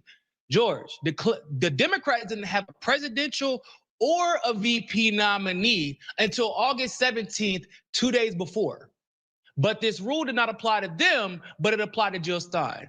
Georgia took Cornel West off of the ballot. New York changed the rules at the last minute to keep Cornel West and Jill Stein off the ballot. So it isn't even like the Green Party or third parties didn't get any momentum this time. It was just that once again, the Democratic Party was able to successfully undercut their momentum through anti-democratic methods. And so it's important that we understand we don't live in a democracy, representative or otherwise, and that's the problem. That's how we keep ending up at this fork in the road with a Kamala Harris or Joe Biden or Hillary Clinton and a Donald Trump. Those shouldn't be our only options, yet because our democratic process is so undemocratic, those end up being our options. And you can't tell me the voting system itself is somehow an exception to that rule. Now, they're looking for people to blame. They're blaming black men. They're blaming Latino men. They're blaming white women. They're blaming Kamala Harris. They're blaming George Clooney. Nancy Pelosi is blaming Joe Biden. How is all that going to end up? I gotta admit, I was kind of surprised that Susan Sarandon's name didn't come up on the news this time around. We're so used to hearing Susan Sarandon's name that it was funny that she's the only one who wasn't blamed this time. Yeah. Yeah, but and I feel bad for my Latino brothers out there because they acted like y'all didn't even exist before the election. That like the demographic was non-existent, and then all of a sudden it went from y'all don't exist to it's all y'all fault. So I feel for y'all. Welcome to the club. Black men have been getting blamed for elections losses for a very long time. So glad that you get to make it to the party. At the end of the day, what it looks like is that they don't want, the Democratic Party wants to do everything except for address the needs of the people. If you acknowledge the problem, George, you then have the responsibility to address and fix that problem. The problem is the economy. The problem is that they gaslighted people for a long time. Not just the last 4 years, but really for the last 8 years and probably a little bit longer than that. The problem is that they could have brought charges against Donald Trump for legitimate reasons regarding war crimes. They chose not to. They charged Trump up false charges, weaponize the government against him, and then act like they're afraid he's going to do the same thing to them that they did to him. They don't want to address the working class issues. They don't want to address inflation. They don't want to address increased interest rates. They don't want to address the fact that they got caught lying about unemployment. If you acknowledge the reality of the working class voter, if you acknowledge the genocide, if you acknowledge how AIPAC had a huge influence in a way that they weren't expecting, and I mean that AIPAC caused the Democrats the election. They didn't win it for them. If you acknowledge all that, then you have to fix it. Because if you don't, then you're just really going to you're really just throwing the middle finger up to the working class, and it's obvious. So they're going to blame everything but the truth. But because if they acknowledge the truth, then they have to fix it and address it. And they are not willing to do that right now. What is going to happen now? He's got 70 days left, Joe Biden. I don't know if he knows that. None of us know that whether or not he knows anything at all. But it's a dangerous period, isn't it? He's already, as administration is, trying to kick over more billions into a war, which the next president, who takes over on January 20th, has already said must stop. And yet more American taxpayers' money is going to be poured into the maw of that. But other dangerous things could happen in the Persian Gulf, in the Levant, in the Israel-Palestine, Israel-Lebanon, Israel-Syria, where remarkable bombing attacks were made in Damascus this very afternoon. This Biden administration ain't done killing yet, is it? No, and I got to tell you, you want to talk about, missing the point, right? You just lost an election because you kept taking money from the American people and allocating it in places that not only don't help the American people, but are actively hurting the economy in which the American people live in. And so to respond to that, you send $6 billion more to neo-Nazis in a losing war effort. Just because you don't want Trump to be able to stop that, the aid once he gets in power, and you're bypassing Congress to do it, and the Democrats aren't even saying anything about it. And let it be known, the Republicans don't seem to be saying much about it either. So it's just they hate the working class people. That's the only way I can think of to put it at this point, George. It's like they hate the working class people. And you're right, because now Joe Biden, and I guess more importantly, the people who are actually running his administration, because we know at this point it ain't Joe Biden running it. The people that are running Joe Biden's administration know, well, we don't got no consequences for the next 70 days. So let's go ahead and ramp it up to such a degree that Trump will be put in a compromised situation the moment he gets in office, and anything positive that he at least attempts to do will be undercut by the actions of the Democratic Party before he gets out, and by the war machine before he gets out. Because don't get it twisted. I know that Trump is a part of the war machine in a lot of ways, but once again, it's his unpredictability that causes discombobulation, which often exposes a system and puts the system in a compromised position as far as the perspective of the rest of the world and how they view some of these actions, right? Like people are gonna talk about some of the stuff that's going on overseas a lot more now. Why? Because Trump is in office. So we'll see how he reacts to that. But I do believe that the Democrats believe that they are in a almost like a free period, like a free zone where they can get away with anything they want, because now they don't have to worry about electoral consequences, since everything is over. The Republicans have the governorships, they have the Senate, they have the House, they have the White House, and they have the Supreme Court. So it's like, what could go wrong for us? Now, finally, Nico, we're going to mark Donald Trump's report card every week. Don't get me wrong on that. I see from our poll this evening, which is a very big one, that most people do not think that Trump is going to make America great again. A very clear majority on that. Our previous guest, Fiorella Isabel, was deeply skeptical as to what the Trump administration will be like. I'll admit I'm slightly more optimistic than that. But if I was marking his report card this week, I'd say he's done really very well. In just 3 days, he's declared for freedom of speech, the sacred nature of the First Amendment, the unacceptability of big tech dictatorship, the unacceptability of state-directed big tech dictatorship. He's called Zelensky and told them that the game is up, and he's booted Pompeo's formerly fat ass right out of the cabinet before he even got in it. That's not bad in 3 days.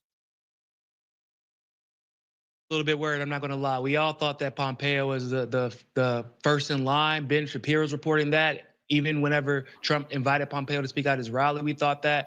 But you're right. But he brought on Marco Rubio, which is a war hawk, a Zionist. I don't know what type of games Trump playing, letting Marco Rubio come into his administration. Who knows? It looks like he might, once again, we've had this conversation before, he might be responding to his audience. He might be responding to his base, because whenever his base found out Pompeo might be back in the door, they responded accordingly. So this is one of the things about Trump. He don't love nothing more than his ego. And for his ego to be satisfied, his base has to love him. And that can sometimes yield good results for us.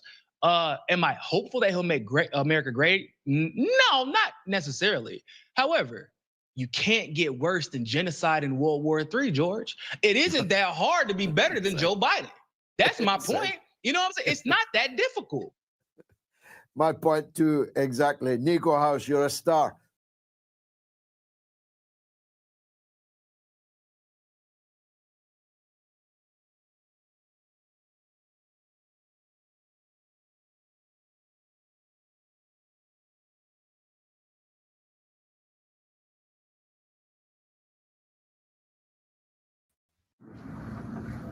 So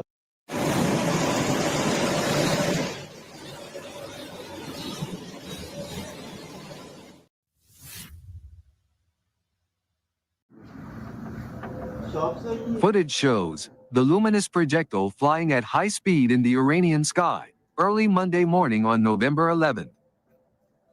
In mini video that circulated some time ago recorded by local residents, an unidentified luminous object was mysteriously seen in the sky of several cities, in the capital Tehran, the cities of Karaj and Rasht.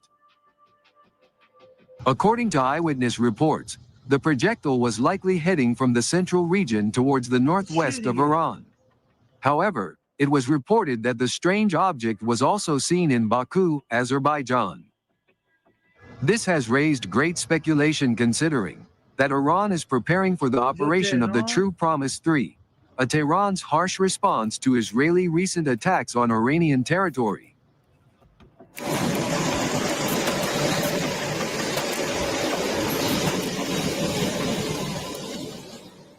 It is likely a meteorite, but if zoomed in on the image, the object looks like a rocket or missile.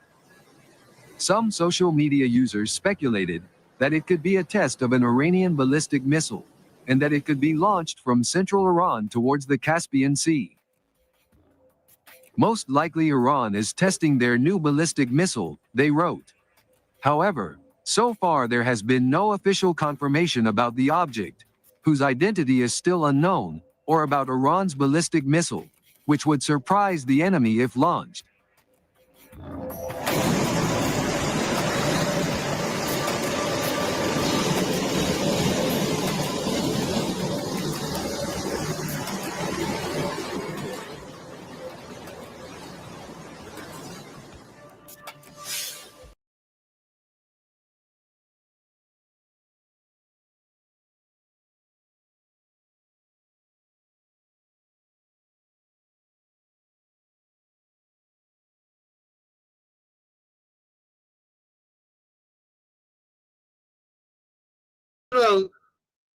Once could go all the way to the Suez Canal,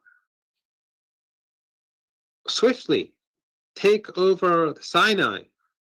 Now it cannot defeat Hamas and Islamic Jihad and other allies in this dot called on the map called Gaza. The comments by Iranian professor Mohammad Marandi about Benjamin Netanyahu and Israel's precarious position have ignited a storm of debate. Delivered with a mix of provocation and calculated insight, Marandi's remarks touch on a web of interconnected issues that are emblematic of the broader turmoil gripping the region. His stark warning for Netanyahu to leave Israel within 72 hours or face a military-style overthrow in the event of Iranian retaliation brings to light both the fragile state of Israel's internal politics and the broader implications of its foreign policy missteps. At the heart of this controversy is a growing sense that Netanyahu's leadership has failed to deliver on the promises of security and stability that his administration has long touted. The ongoing wars in Gaza and Lebanon have not only inflicted immense suffering, but also revealed cracks in Israel's strategic capabilities. Marandi's comments highlight what many Israelis are beginning to recognize, that the policies of Netanyahu's government have exacerbated rather than alleviated the nation's vulnerabilities. The backdrop to Marandi's remarks is the damning series of revelations from the Handala hacking group, which has exposed sensitive Israeli military and intelligence data.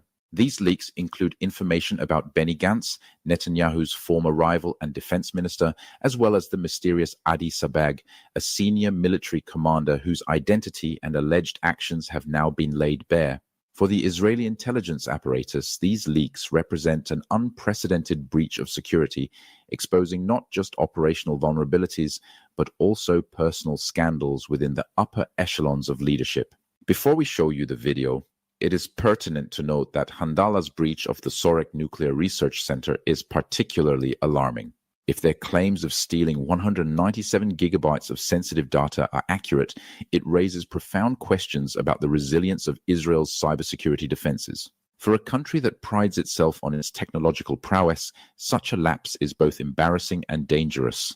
The leaked information could potentially be used to undermine Israeli strategic assets, including its nuclear deterrent, an unthinkable prospect for a nation surrounded by hostile actors. These revelations have only added to the pressure on Netanyahu, who is already embattled by corruption probes, political scandals, and growing dissatisfaction with his handling of the wars in Gaza and Lebanon. Morandi's assertion that Netanyahu's government is misleading the Israeli public about its military successes is a harsh indictment of the state's propaganda machinery. Claims of Hezbollah's defeat, according to Morandi, are little more than attempts to paper over Israel's inability to push deeper into Lebanon, a situation eerily reminiscent of the 2006 conflict when Israel was forced to withdraw under less than victorious circumstances. Morandi's comments also underscore the broader geopolitical stakes. Iran's potential retaliation for recent Israeli attacks could trigger a regional escalation with dire consequences. Tehran's warning to Israelis to consider relocating reflects a belief that Netanyahu's policies have not only failed to secure Israel, but have also put its citizens at greater risk. This is a sobering thought for a nation that has long prided itself on its ability to defend itself against existential threats. As I always believed, Netanyahu is Israel's worst enemy. Netanyahu is fighting for his own survival, not for the survival of this genocidal apartheid regime.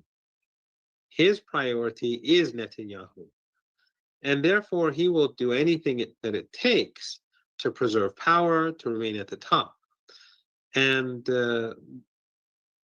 ultimately, that is going to damage the interests of these Zionists, these ethno-supremacist Zionists who live in Palestine, who control Palestine. And that's exactly what has happened over the last year. What's happened, pro Netanyahu Israelis or many of his opponents consider the last year or so to have been a success. But I think they're sort of in an echo chamber, and they are listening to themselves, and they don't see how things have changed. You know this, and your viewers know this, but just to remind ourselves, Israel once could go all the way to the Suez Canal, swiftly take over Sinai. Now it cannot defeat Hamas and Islamic Jihad and other allies in this dot on the map called Gaza. Once upon a time in 1982 and before, but also in 1982, the Israeli regime was able to go all the way to Beirut within 4 or 5 days and then take the capital. Now Hezbollah has pushed them back. They tried to take Al-Khiyam, and in a heroic battle, the Hezbollah beat them back. So the Israeli regime has failed in Gaza, it's failed in Lebanon. Yes, they're massacring people. Just last night, they carried out numerous massacres, a big massacre in a village in Lebanon, and of course in Gaza as well, among other massacres. And Western media is silent. They're always silent, and it's very interesting. In Gaza, they pretend that they don't have a presence, but in Beirut, I know some of these journalists. I know many of them, but they hide the fact that ordinary people are being targeted. So the Israelis are killing ordinary people, but they're not winning on the battlefield. And so far in its exchange with Iran, it doesn't have the upper hand. In the airstrike on Iran, as I said before, it wasn't a success. If it was a success, we would have seen it. They did cause damage. People were killed, but they were supposed to wipe out the Iranian air defenses and shock us. We were supposed to not know what hit us, but that certainly didn't happen. So I would say that it's clear that the Israelis have failed on all these fronts, and then there's the Iraqi resistance, and then there's the Yemeni resistance that's constantly striking at Israel and causing hurt. And it's only going to get worse. And of course, we have the Iranian strike that is going to come. And I personally, from the very start, I didn't believe that Iran would strike the Israeli regime. I didn't want to say this before, because even though I don't have any government position, but I didn't want to decrease concerns among people in Palestine, Israelis in Palestine. I didn't think Iran would strike before the U.S. election because I don't think it would have been appropriate. It could have been interpreted as interfering in U.S. internal affairs, and ordinary people in the United States or across the West. There's no need to unnecessarily antagonize them. So I think that the Iranians did the smart thing by not striking before the U.S. election, but the Iranians will strike, and they will strike very hard. Of course, President Pezeshkian did give a statement, or he said basically that if there's a ceasefire that's acceptable to Hamas and Hezbollah collectively, because Hezbollah has said that they will not accept a separate ceasefire. It has to be along with Gaza, and it has to accept Hamas, the term set by Hamas. So he did say that would impact the severity of or the way in which the Iranians would strike Israel. So basically, what Dr. Pezeshkian was saying is that we're going to hit the Israeli regime because this is retaliation. They began this aggression, and Iran is responding. But he said that if there's a ceasefire for the sake of the people of Gaza and Lebanon, we are willing to lessen the number of missiles and drones and so on that are used. But since I don't see that happening, and I don't see a genocidal maniac like Netanyahu moving towards a ceasefire, I think the Iranian strike is inevitable. It is inevitable, but I think it will be quite severe. The warning about an Iranian response also serves as a reminder of how interconnected the region's conflicts have become. The wars in Gaza and Lebanon are not isolated. They are part of a broader contest for influence between Israel and its adversaries, particularly Iran. Hezbollah's resistance at the Lebanese border, as described by Morandi, is emblematic of this larger struggle. Despite Israel's advanced military technology and extensive resources, it has been unable to neutralize the threat posed by Hezbollah's well-entrenched forces. The question now is where Israel goes from here. Morandi's suggestion that Netanyahu's departure could pave the way for a more rational approach to regional issues is worth considering. Netanyahu's leadership has been marked by an uncompromising stance on security and a tendency to escalate conflicts rather than seek diplomatic solutions. His departure could open the door for a new approach, one that prioritizes long-term stability over short-term political gains. However, this is easier said than done. The political landscape in Israel is deeply fragmented, and any transition of power would likely be fraught with challenges. Moreover, the underlying issues driving the region's conflicts, territorial disputes, ideological divisions, and historical grievances cannot be resolved overnight. Even without Netanyahu, Israel would still face significant hurdles in achieving peace and security. The United States is not the power that it was before, and people in the United States are waking up to the fact that the United States is neither a democracy, it is suffering economically. Its endless wars have diminished the country and its capabilities. They're seeing that despite the media, despite the legacy media. And so Trump will have a very difficult time justifying a new war. And I wouldn't take some of U.S. actions too seriously. So, for example, you know that the Americans sent a number of B-52s to Qatar. I would call that the most stupid decision possible. Why? It discredits Qatar. And when Iran says, okay, if there's conflict, we're going to destroy all those oil and gas installations, the United States is explaining to the world exactly why. Qatar is used as a U.S. airbase. But what is a B-52 going to do in Qatar? Iranians can wipe out the whole airbase in minutes. The missiles, the short-range and middle-range missiles that Iran can fire from the land and from the sea and from the air can destroy the whole country. Why would a B-52 be stationed right in front of the Iranians. It's not a serious act. It's a token act. They know that they cannot attack Iran from Doha. But actually, as I said, it hurts them because it only diminishes Qatar in the eyes of the region, the public of the region. People across the region are saying, why is Qatar allowing the Americans to use their territory to threaten the resistance? So on the one hand, you have Al Jazeera, and then on the other hand, you have these American bases. They're only reminding people what Doha means for the United States. So these are not real threats. It's not as if these B-52s mean anything. They can't do anything from Doha. And I think perhaps, and I don't know for certain, perhaps the Americans they sent them to Qatar to tell their public that we're strong, but also to tell the Iranians that, look, we're not going to do anything. Because the Iranian military knows quite well that these planes are completely vulnerable, just as their base is vulnerable.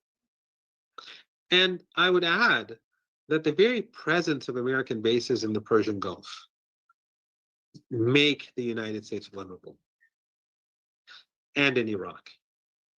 This is not the 1980s or the 1990s where those bases were way across the other side of the Persian Gulf.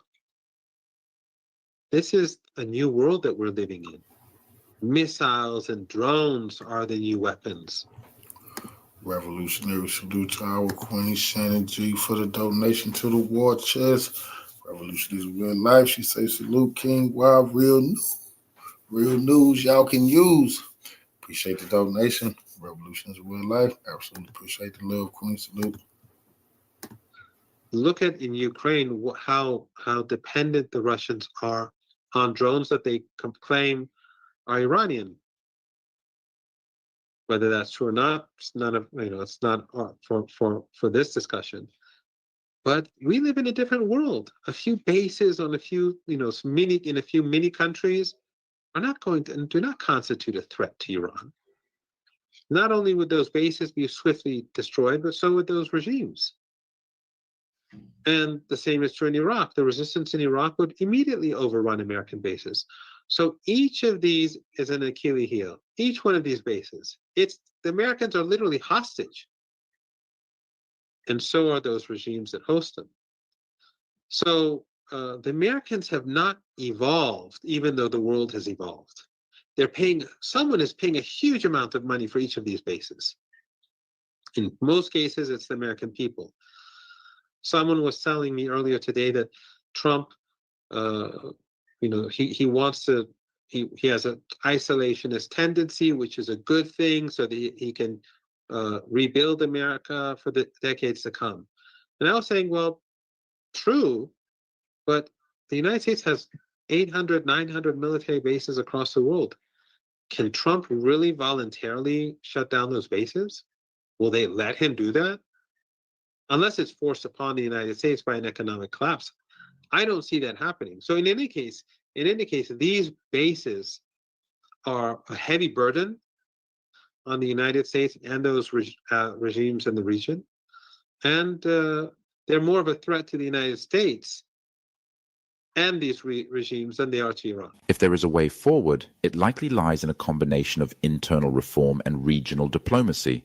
Internally, Israel must address the political and social divisions that have been exacerbated under Netanyahu's leadership.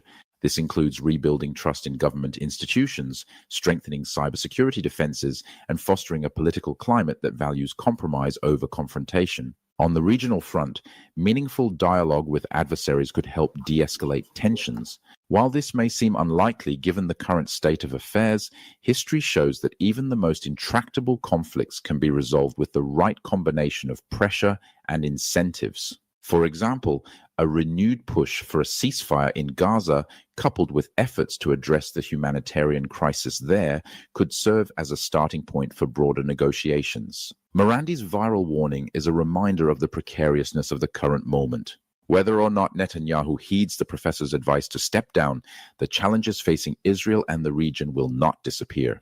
The leaks by the Handala Group, the escalating conflicts, and the internal divisions within Israel all point to a nation at a crossroads. The choices made in the coming weeks and months will have profound implications, not just for Israel, but for the entire Middle East. As the dust settles, one thing is clear. The status quo is unsustainable. Whether through leadership change, policy shifts, or international mediation, something will have to give. The question is whether these changes will come in time to prevent further catastrophe, or whether they will arrive only after it is too late.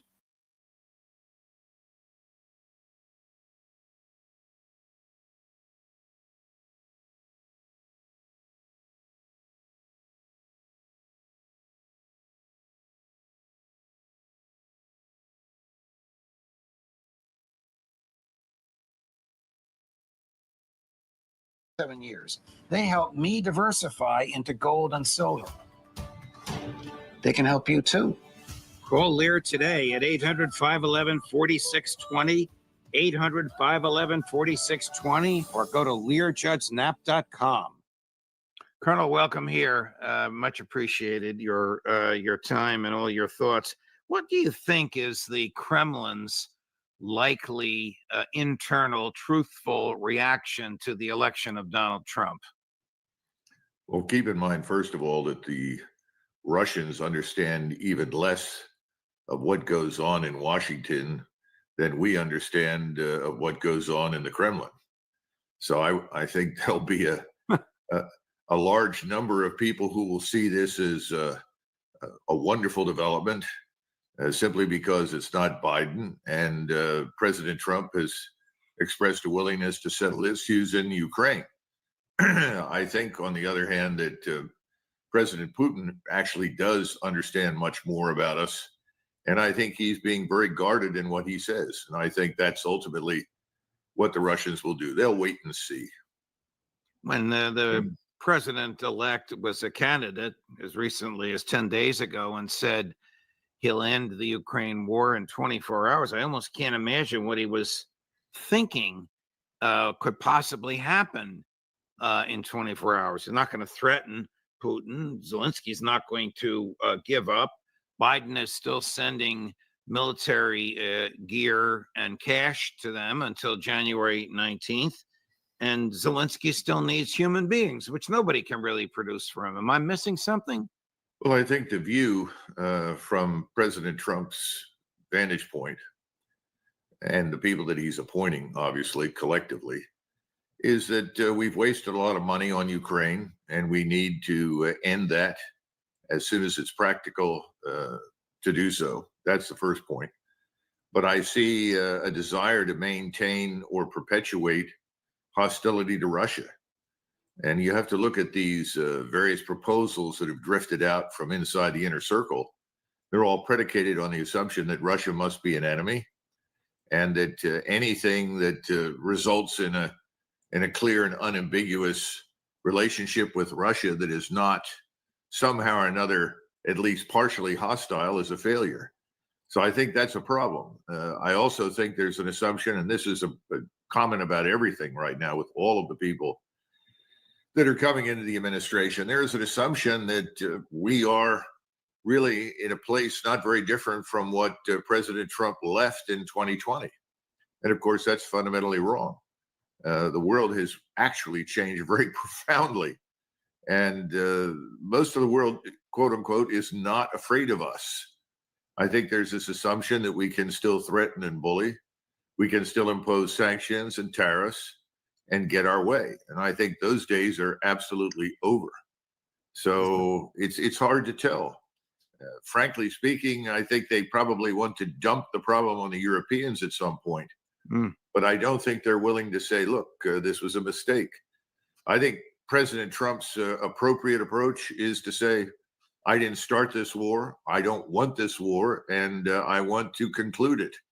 And I will support a proposal that meets, to the extent that it can, everybody's interests and needs. And I think that would be wonderful, but I don't see that happening. I think he's going to come in with some sort of expectation that he's going to profoundly shape what happens. I don't think that's going to happen. Russia is in charge. What do you think is the reaction? And we haven't heard a peep from them, at least I haven't, of the NATO and EU elites can't be very happy to President Trump's election. Well, of course not. But on the other hand, I think they're probably eagerly going into their various social media accounts and deleting all the nasty things that they've said about him in the past as quickly as possible. Will that make any difference? Probably not. I think the truth is that the EU is crumbling, NATO is crumbling. I think the EU will probably go under before NATO does. New governments are coming to power. Germany, which is in total disarray, is going to end up with a new government. And that may be the first of several, as we've seen in Great Britain. Again, you have to look at the economics of the situation. Look at the bond yields in Germany, the bond yields in England, the bond yields here. Despite everybody's efforts to suppress interest rates, those yields are going up. And the underlying fundamentals economically in terms of production, they're just terrible. So, and the banking system is the other piece. So our banks, from a systemic standpoint, are 8 times worse off today than they were in 2008. You just have to listen to the financial analysts who tell the truth that are very open about it. You know, people like Nassim Taleb, I think Gundlach, what's his name, Druckenmiller. There are several others, Michael Faber, all these people are saying the same thing. They're right. So that's the other elephant in the room, is this enormous debt load in our weak position and the supposition that we can simply print money into perpetuity. All of that's going to come apart over the next few months. Well, I hope that whatever the outcome of the dispute between this is a little bit off our topic, but you've piqued my interest in it. Whatever the outcome of the dispute, the public dispute between President Trump and Fed Chairman Jay Powell is, and whoever the new Secretary of the Treasury is, the printing of the cash will stop. I don't think that's going to happen. It's just a hope. Just a hope on my part. You know, you mentioned. Well, not only will that not happen, Judge, there will be no effort to cut spending. Yeah, right. Anyone who thinks so is delusional. And I feel badly for brother Elon Musk, who very childlike is marching into this thing with the assumption that he's actually going to fundamentally change all of that. There's no chance. And I think President Trump has indicated that. Look, he's still talking about tax cuts, for the upper, 10% or 20%. Trump loves debt. Trump believes that debt is an appropriate instrument to prosperity. His grandchildren and great-grandchildren might regret that view, but that's very much his view. You mentioned Germany. Trump is of the view, as are we, that the United States destroyed the Nord Stream pipeline. I wonder if that's going to come out. Everybody knows that Joe Biden is lying about this, caused it to be destroyed on his own. Now this might very well be a topic of debate, because they're going to go through either a cold winter or a winter with a lot of respiratory problems because they're burning coal instead of natural gas. Well, they are going to import a lot of coal, and we've got lots of coal to sell them, and it's good coal. I can talk for hours about that, since I'm involved right now with coal and biochar and rare earths and other things. It's not going to save Germany. Germany's problems now are far worse than that. What's happened over the last few years is that we've finally succeeded in implementing the Morgenthau plan with Germany's support and assistance. We've deindustrialized it, turning it into a rural pasture, if you will, which was what Morgenthau tried to do under FDR. It's a catastrophe. The Germans are going to wake up.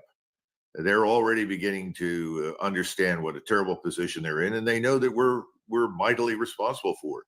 But remember that Scholz and his friends have all followed us blindly down the path to hell. And that's their problem now. And I think that will be Trump's attitude, sadly. You know, the Washington Post reported that President Trump spoke to President Putin and asked Putin not to accelerate the war. Now, I could stop by saying the Washington Post reported and put in parentheses, and therefore the CIA wants us to believe this. Dmitry Peskov, who's President Putin's spokesperson, said absolutely not. There's been no conversation that took place. I can't imagine the conversation going much beyond any demand that Trump would make of Putin. Putin just wouldn't sit there and listen to it. Well, right now, I'm afraid that Peskov has a lot more credibility than the Washington Post, or for that matter, anybody who's been repeating the CIA, MI6 narratives about the war in eastern Ukraine. So I would dismiss all of that as utter nonsense. If Trump does something like that, I think he's the sort of person who would tell us. Yeah. How badly is Ukraine going right now? How close to achieving a publicly proclaimed end game is the Russian military? Well, the Russian military is close to it, but put yourself in the position of the Russian general staff. What they don't want is a foolish discussion between President Putin and President Trump on the basis of more promises for which there is no evidence we will ever keep, and surrender anything that the Russians have gained through this war. So I think the effort now is to sort of clean up the battlefield. There are still some pockets where Ukrainian forces, small numbers, drastically reduced in manpower, independent brigades are being surrounded and then ultimately annihilated, or they're surrendering. I think they want to do that, and they're pressing towards Dnipro. And I think if you're sitting in the Russian general staff, you're asking the question, where do we want to be by 21 January? And I think they want to be on the Dnieper River. I don't think they want to cross it, because clearly President Putin has made it abundantly clear to everyone that he doesn't want to rule Ukrainians under any circumstance. This is why the myth of the great Russian threat to Western Europe or Eastern Europe is nonsense. He doesn't want to do that. He's a great follower and admirer of Alexander Solzhenitsyn, who always argued that Russia should divest itself of all these various states and peoples, non-Russians, and it should be a Slavic Russian state. Putin would like to do. So I see a big emphasis right now. Let's get to the Dnieper River, and then we can decide, based upon what President Trump and his representatives ultimately propose, whether or not we stay there or move further. I hope he can still cross that river into Odessa. There's nobody to stop him. Right. Well, I hope that President Trump doesn't appoint people, and he seems to be leaning in that direction, who have argued for this absurd domino theory that Joe Biden articulated, that I think I'm quoting the president now. Once he takes Ukraine, nothing will stop him from turning towards the rest of Eastern Europe. He has his eyes on Poland. This is absurd. I have heard this from Republicans. I have heard this from people whose names are being touted as potential nominees. It'll be a crushing to those of us who have hopes for a more sane, more peaceful, more rational, more realistic foreign policy if these neocons, if we go from one group of neocons to another. Well, you know what President Trump could do, which would be a much more reasonable and rational approach to the Russians, who don't want to be our enemies, who would very much like to do business with us, is to simply say that he will host a discussion or a peace conference or a negotiation between the various parties, primarily President Putin and the East European states. In other words, the people that border Russia: Lithuania, Latvia, Estonia, Finland, Romania, Slovakia, Hungary, all of them, Poland. Come sit and talk directly to the Russians, sort this animal out. However, the precondition for the talks is that the United States accepts neutrality for Ukraine, not a term of neutrality that allows for something else in 10 years or 20 years. That's absolutely unacceptable. There will be no peace in Eastern Europe, let alone Ukraine, unless Ukraine, what remains of it, is neutral. If he did that, I think this could come to some sort of closure relatively quickly. But I haven't heard him say those things. We get rumors, so we have to wait for what President Trump actually says. But back again to this notion that we're the great superpower and we can weigh in and force or push the Russians to do anything is nonsense. Last week, Ron Dermer, who's perhaps the closest advisor to Israeli Prime Minister Benjamin Netanyahu. I met Mr. Dermer many times. He was born in Miami, educated in the U.S. and Great Britain, had joint Israeli-American citizenship, renounced his American citizenship to comply with Israeli law that allowed him to get into Netanyahu's inner circles, visited Moscow secretly. What do you think that's about, Colonel? We know that Israel is on the brink of economic chaos, and we know that it is surrounded by enemies with whom it has picked fights that it can't seem to win. But what would Dermer be looking for from the Kremlin? The truth is that Israel is on the path to war with Russia, as well as Iran, Syria, and potentially any number of other countries, including all of the Arab states in the peninsula and Egypt. I suspect that he went there hat in hand with some sort of attempt to get forgiveness for having launched airstrikes against Russian facilities in Syria, and hoping that the Russians would tell them, you need not worry, we will not attack you. And I don't think he got that. As far as economic assistance is concerned, why would the Russians give them any and help bankroll them, since they become, from the Russian standpoint, a menace to stability and security in the region? We're financing Israel right now and keeping its society and economy afloat, but I don't think the Russians have any interest in that. Bottom line is, I don't think he got much. Do we know, Colonel, if Russia and Iran signed a mutual defense pact? No, I can't confirm that there was such a thing. There may be, who knows? But frankly, I don't think it's very meaningful to concern ourselves with it. Iran is this enormous country of almost 100 million people. It is a major powerhouse in the region. Russia is not going to allow Iran to be pulverized and reduced to rubble by us, because that's the only way it could happen. If we intervene directly on the side of Israel, which looks increasingly like it will happen.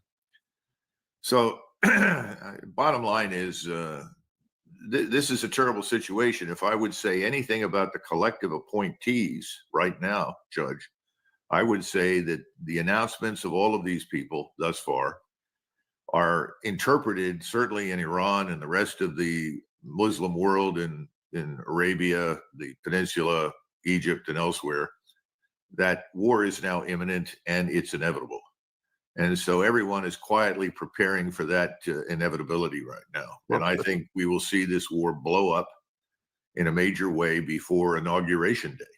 Colonel, if you look at the voting records of the people reported to have been appointed when they were in Congress, and they're all still in Congress, that is a rational conclusion. And if you look at what they've said on the floor of the House and the floor of the Senate, without mentioning any names, that is a rational conclusion. You and many other people on this show have concluded that for a variety of American domestic, political, and financial reasons, Prime Minister Netanyahu has a lock grip on the U.S. government. Will he have the same lock grip under Donald Trump? Can he just do whatever he wants under Trump and still expect 100% of what he asks for, as has been the case under Joe Biden? I think that's very probable. I don't see any evidence to the contrary. I would take everybody back, excuse me, to the Republican convention, when a large sign with an Israeli flag was behind the podium, and it said Israel first. And a gentleman whose name I don't recall walked out, and he had some cheers. He also had people that watched with incredulity. Some people, folded their arms. But I think that was the message. This is an Israel first administration, period. End of discussion. And that's where we're headed. Now, what happens? That will depend a great deal on the initial collisions and who comes into the conflict. And then, of course, people will probably, in many cases, get cold feet quickly. Right now, again, the world view of this new collective coming into power including President Trump, is that we're the sole superpower. We can do everything. We're masters of the universe. We know everything. Don't bother us with facts. Don't bother us with any advice. We know it. We have this. And we're going to prosecute this as we see fit. End of discussion. I think that's where we are. They don't even seem to understand that you can make nice noises to the Russians in Eastern Europe. And I'm sure they're going to go there with some notion of a grand bargain, which will include a free hand in the Middle East in return for us recognizing Russian territorial gains. Well, that's silly nonsense. There will be no grand bargain. There will be no wedge driven between Russia and China. That's off the table. Right now, it's very obvious that if we go into the Middle East and attack Iran, we will be at war with Russia, period. And China will back Russia 100%. And the three potential or likely nominees announced so far in their congressional careers have described themselves as hawks on China. They've been very bellicose toward China. We can't fight a war against Russia and China and expect to prevail, can we, Colonel? Well, obviously they think otherwise. There's also a failure to understand the business with tariffs now and the usual American bullying tactics with sanctions. China's total business with the global South amounts to about 1.8 million. The rest of the world, which is really Europe, North America, you look at that and it's a fraction of 1.8 trillion. I think if you include all the Europeans and a few others with us, you might come into 1.4 trillion total, but then you take us out of that. We barely register. I mean, if you look at the bar charts, which were published, I think, in the Financial Times, 90+% of China's business is elsewhere. They don't need us. This is the great fallacy that we're the indispensable nation, which continues under this administration, and that we have leverage. Again, leverage. What's the strategic leverage? It doesn't exist. We have none. But to admit such a thing is an expression of humility that is absolutely unacceptable to this administration, at least thus far. And humility is not a word that comes to mind when I think of Joe Biden or Donald Trump. But let's get back to Trump and Netanyahu. Here's what Prime Minister Netanyahu said yesterday, cut number 8. In the last few days, I have talked 3 times with President-elect Donald Trump. These were good and very important conversations designed to strengthen the covenant made between Israel and the allied countries. We see eye to eye on the Iranian threat in all its forms and the danger it poses. We see eye to eye on the Iranian threat in all its forms and the danger it poses. Now, I don't know if that's true, but he certainly wants us to believe that that is true. Well, first of all, we don't know whether or not he's actually spoken to President Trump that many times. Correct. I mean, he's been deceitful in the past. I don't see any reason to take it at face value now. Again, I urge people to listen to President Trump when he speaks. Now, his basic argument, which goes back to Naftali's characterization of the octopus and the necessity of striking the head so that then you can clean up, presumably, all the little octopus arms all over the region, that stands up to closer scrutiny. And I think that general proposition is well supported by this new administration. And we've already seen, what's interesting to me, I was talking to someone today involved with the bombing strategy against the Houthis. And I urge people to remember that in support of Saudi Arabia, we helped to kill about 500,000 Houthis. Well, that certainly had a big impact, didn't it? No. And the Houthis aren't out of business. And we sent over, as I recollect, B-52s or B-1s to drop thousands of tons of bombs again. It hasn't made any difference. It's not going to make any difference. We can't bomb our way out of this.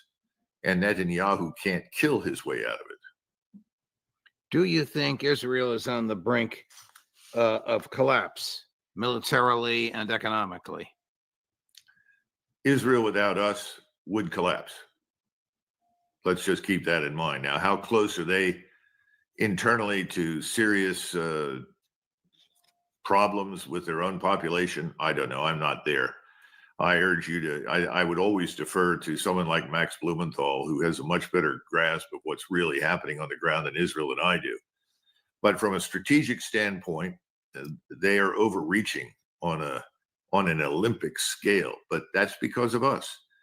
And now they have an administration that they are confident will do more for them than any other has. And I think there's a great deal of evidence to support their assumption.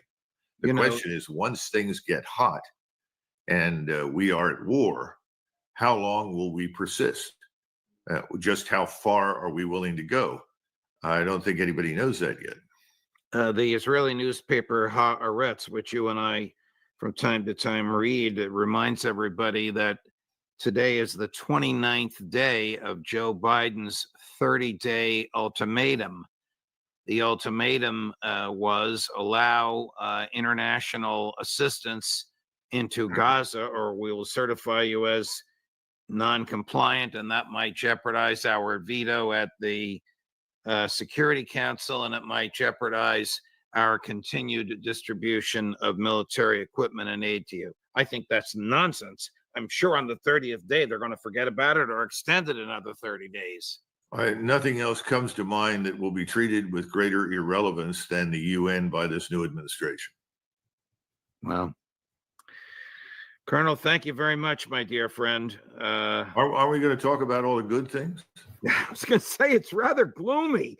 Well, we're going to get an education soon, I think, when we find out about the plans to secure the border. What are they? How is it going to be done? And I note that Tom Homan, who is a very good and decent man, has been made the so-called czar in the White House. The only problem I have with this term czar is it has no relevance. It has no real authority. It is not a key appointed position that requires confirmation. Well, it doesn't have confirmation. It doesn't have a staff. And most of all, it doesn't have a budget. Yeah, and you're dealing with people whose focus is really external. The Israel first approach really could care less about what happens at our border and what happens inside our country. They simply want use of the American military establishment. So I think Tom Homan is a good and decent man, as I said. I like him very much, but I'm skeptical of it. I've also heard there was a dispute of some kind, or maybe it wasn't a dispute. Somebody got their wires crossed. A few days ago, President Trump said that RFK Jr. would be the Secretary of Health and Human Services, which I think is a brilliant choice. Although, having said that, I'd rather have RFK Jr. as either Vice President or Secretary of State, but that's fine. Health and Human Services is something he would do brilliantly. But then Howard Lutnick, who is ultimately leading this transition, announced that that wouldn't happen, that he would be, quote unquote, a health czar. You know, all this czar business goes nowhere. If that's true, all they're going to do is give speeches, these czars. Yeah, sure, of course. And ultimately, what's that mean? Well, it may mean that the pharmaceuticals have called everybody up and said, look, you put him over there, we're at war. I mean, you have the same thing with the Department of Defense.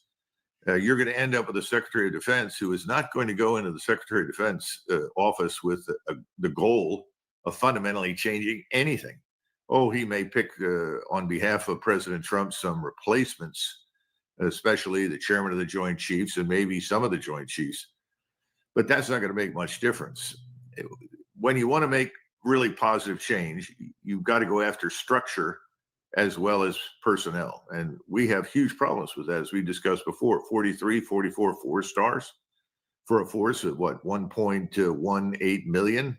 It's ridiculous. I mean, we managed to win the Second World War for the most part with 7 4-stars for 12 million.